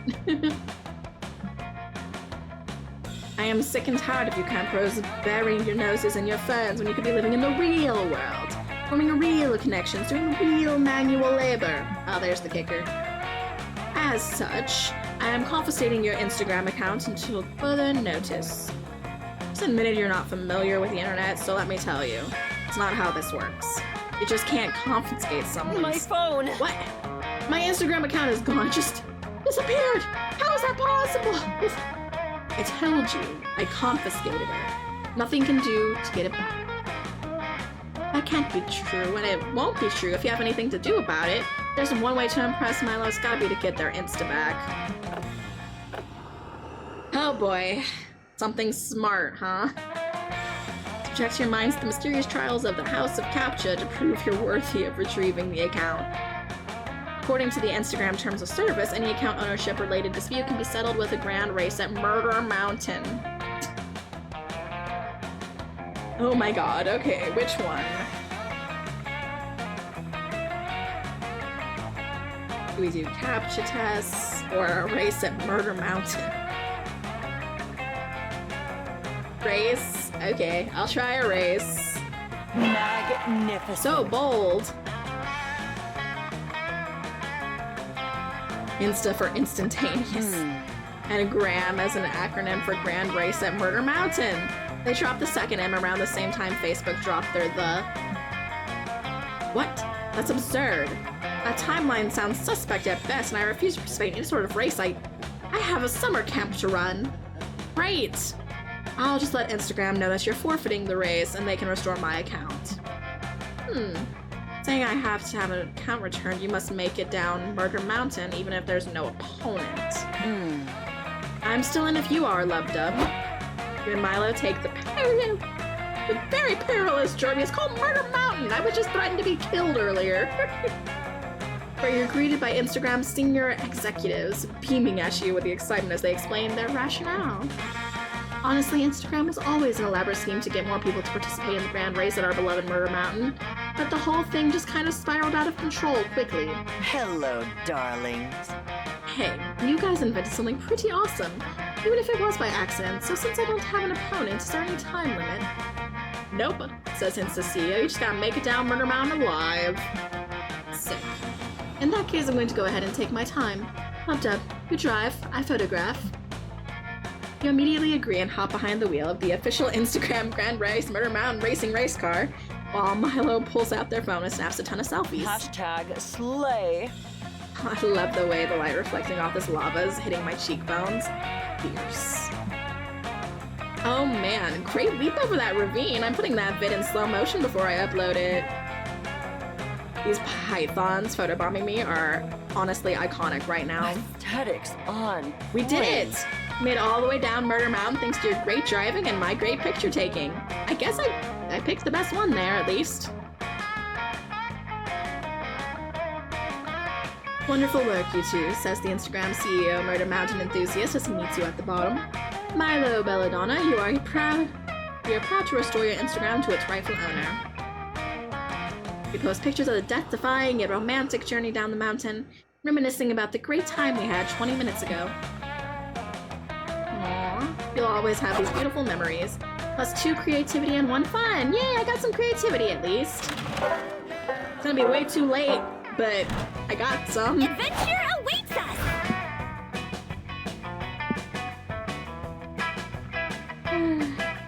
This one? I learned how to use North Star to tell your location, never get lost. It's a fierce challenge, everyone gets like super lost. You say fuck it and try to text the North Star to ask for directions. Maybe no one ever asked? Of course, this achieves nothing. It's a star, and you should stop trying to resort to sheer absurdity to solve your problems. You get no badge. No one does. It was all a trick. Plus 2 creativity. Yay! Later, you're enjoying the sunset alongside Milo, eating delicious artisan sandwiches and listening to music. It's not often that Camp Spooky's so enjoyable. Hashtag blessed. Ooh, look at that outfit! Nice little outfit change moment. Isn't this nice? We truly are blessed to be able to sit back and enjoy life's sensual pleasures deeply and without stress. I often find that people spend their time rushing from one task to the next, never taking the time to stop and smell the I have no idea how to say that. Which is such a waste. I mean, life is a bit like the sandwich. No, stay with me. I'm going somewhere good with this, I swear. Milo begins slowly building themselves a new sandwich, staring at it starry-eyed as it's going to reveal the secrets of the universe. Now, the bread of the sandwich is a bit like the essential tasks of life. They are important, sure. Without bread, you wouldn't have a sandwich. It's a pile of veggies and meats. I'm okay with that. I like charcuterie. However, the meat, or vegetarian alternative, live your best life, is the sandwich. But the sandwich is like your soul. It's the most important part. Life is a And the gift. toppings, the cheese, the portobello mushrooms, the garlic aioli are life's sensual pleasures. They complement the soul, and the sandwich would be woefully bland without them. I like a nice Dijon mustard myself. The sandwich is beautiful and unique, as this doesn't deserve to be eaten in just a few bites. You need to savor it, enjoy it. Maybe throw a pic of it on your story for your clouds. Every moment is Look, beautiful. What I'm saying is, I wish we could forget about setting goals and living by them all the time. Whatever happened to just letting life happen and immersing yourself in it? Wow. Okay, you've got to try this sandwich. Not only is it an amazing metaphor for my constant pursuit of sensual pleasure, it's delicious as well. Holy shit, the sandwich is incredible. But you're sure you can impress Milo with something better than a Reuben. It's clear they love life's sensual pleasures. But what pleasure would they love most of all? Mindful meditation, like curating the cheese plate of the soul, or eating ass. Oh my god! I don't. What? I'm gonna have some water. I'm a little thirsty. A little thirsty.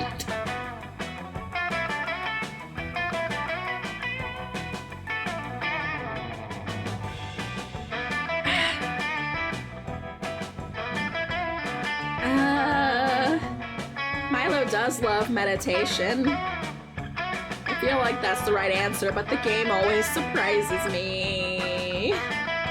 Always. I'm doing it anyway, because I think it's trying to think that it doesn't always surprise me, so it's trying to reverse surprise me. It's trying to trick me by tricking me. I don't know!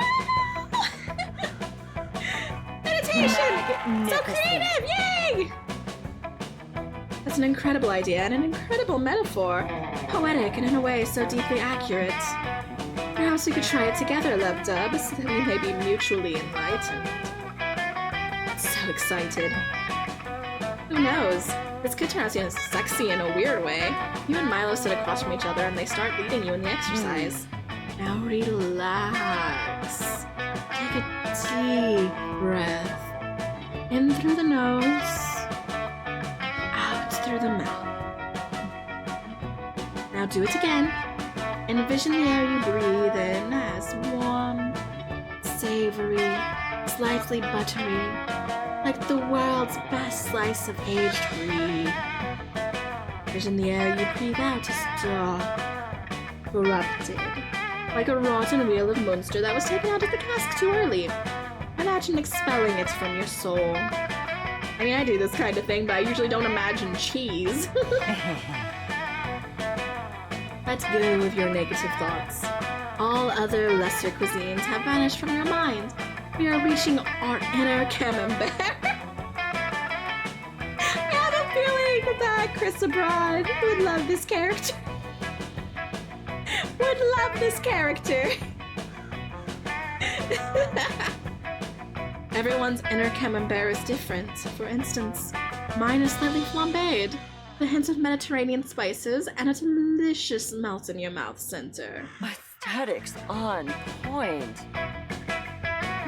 Pays a homage to the rich inner life and personality. There is no more negativity. There are no stresses in life. There is only the two of us and our inner camembert. Reach for it. Take a nibble. Doesn't it taste good? Oh, yes. Reach for that camembert. Find your soul in the darkness, Love Dub. Seize it. Feel it. Taste the spiritual aura on your third tongue. Third tongue? How many tongues you got? We need to have a talk about that. There are many uses. Namaste. It feels slanderous to say namaste after that. Damn it. Wow. Wow. That was certainly a rush. I could really feel the contours of your soul. I almost feel like I need a cigarette. That wouldn't be very spiritually cleansing, though. Maybe I could smoke a stick of incense. This entanglement of souls has left you both feeling spiritually heightened and also craving cheese. Got +2 charm, +1 boldness. Oh, here we go. Last day of our short run. Of course, we're going for Milo. Oh, I don't want to be turned down again! I don't want to be turned down, chat! Stay with me here! I might need emotional support! Mm-hmm. Yes. Hopefully they say yes. Let's go. You finally gather the courage and ask your beloved to watch the meteor shower. The two of us. Summer fling. My apologies, darling, but I'm indebted to my fan base. No! I owe it to them to date only the trendiest, most fashionable role models. I can't be seen. I don't with want the you. world to think I promote whatever it is you've got going on. Sorry, not sorry. I'm all alone again. Oh no! That's it, man. Game over, man. It's game over. I tried, chat. I tried. Ow. Ow. We get to watch the meteor shower alone. It's fine. You know, maybe our true love is in game 3. Or maybe it's just Damien. Maybe I should have never left Damien. This is all punishment because I got Damien in the first game, then I left him. No, it's all punishment. Wish to find love one day. But it wasn't a shooting star, it was a firefly. What a silly mistake. According to shooting star law, you wasted your wish and a result can never be fulfilled. You will die alone on a technicality. Ouch. Ouch, game.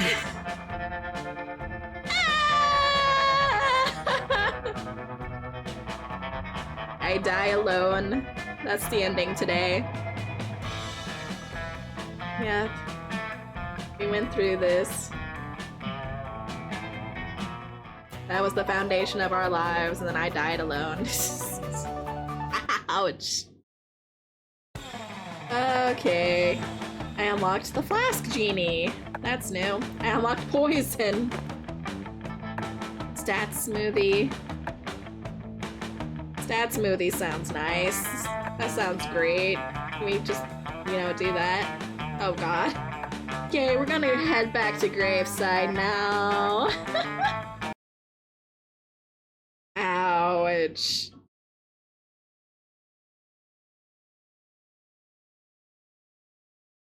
Lub-Dub very sad. Lub-Dub get no date. I tried. I tried twice, but I did not succeed. The choices really had me today. God damn. I kept choosing wrong. We kept choosing wrong. I gave it over to you guys quite a few times. Damn, we're in this together, huh?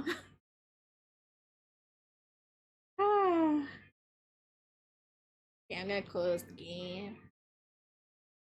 Sad about the game. I'm going to play something else Monday now. And the whole pet thing was really rough. That was rough to read. I can't imagine, like, the cats I had when I was younger if I went to heaven and they did not remember me. Wow, that is bullying from the game right there. That's hard. I need... Ouch. I need a band-aid for that one.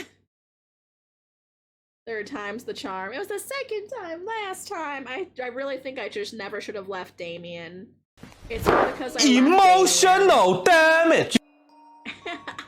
It is. I am emotionally damaged. It hurt. I did feel like I was getting bullied tonight. Damn, I gotta go, like, eat a little nice meal or something. I've only had an egg roll for like the last 10 hours? 9 hours of the day? So I need to go get something to eat. I'm gonna see who we can raid out to though. Let's see if that's... Who's on? Who is around? I'm reeling a little bit. Ow. This is a really rough playthrough. I feel like I would have felt less attacked on Marvel Rivals.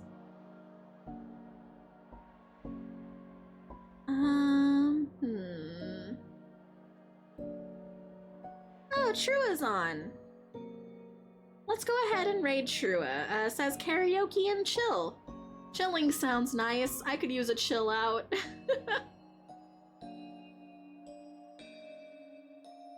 Mocha Pandas is vibing, but besides you and her, don't see anyone. I'm gonna raid Trua. I don't know if we've ever raided Trua.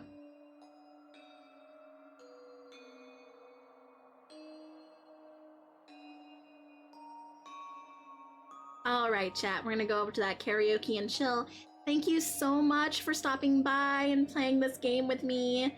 We will play the third one, probably in November. I'm spreading them all out. And I need an emotional break after that one. Maybe I'll play on Monday and get Damien for like one short run and we'll do something else for the rest of the time. Maybe. That could be good. That could be good. Maybe Voop Chat, because I think Mentor Monday is going to be on again this Monday coming up. So I'll keep you updated on the day on the Discord. ! Discord if you're not already in. I post all of my updates there and always announce when I'm streaming because we know my schedule is fucked. Alright, thanks everybody. I'm gonna head off now because my voice is about to die and I need more tea. Good night. Stick around for the raid.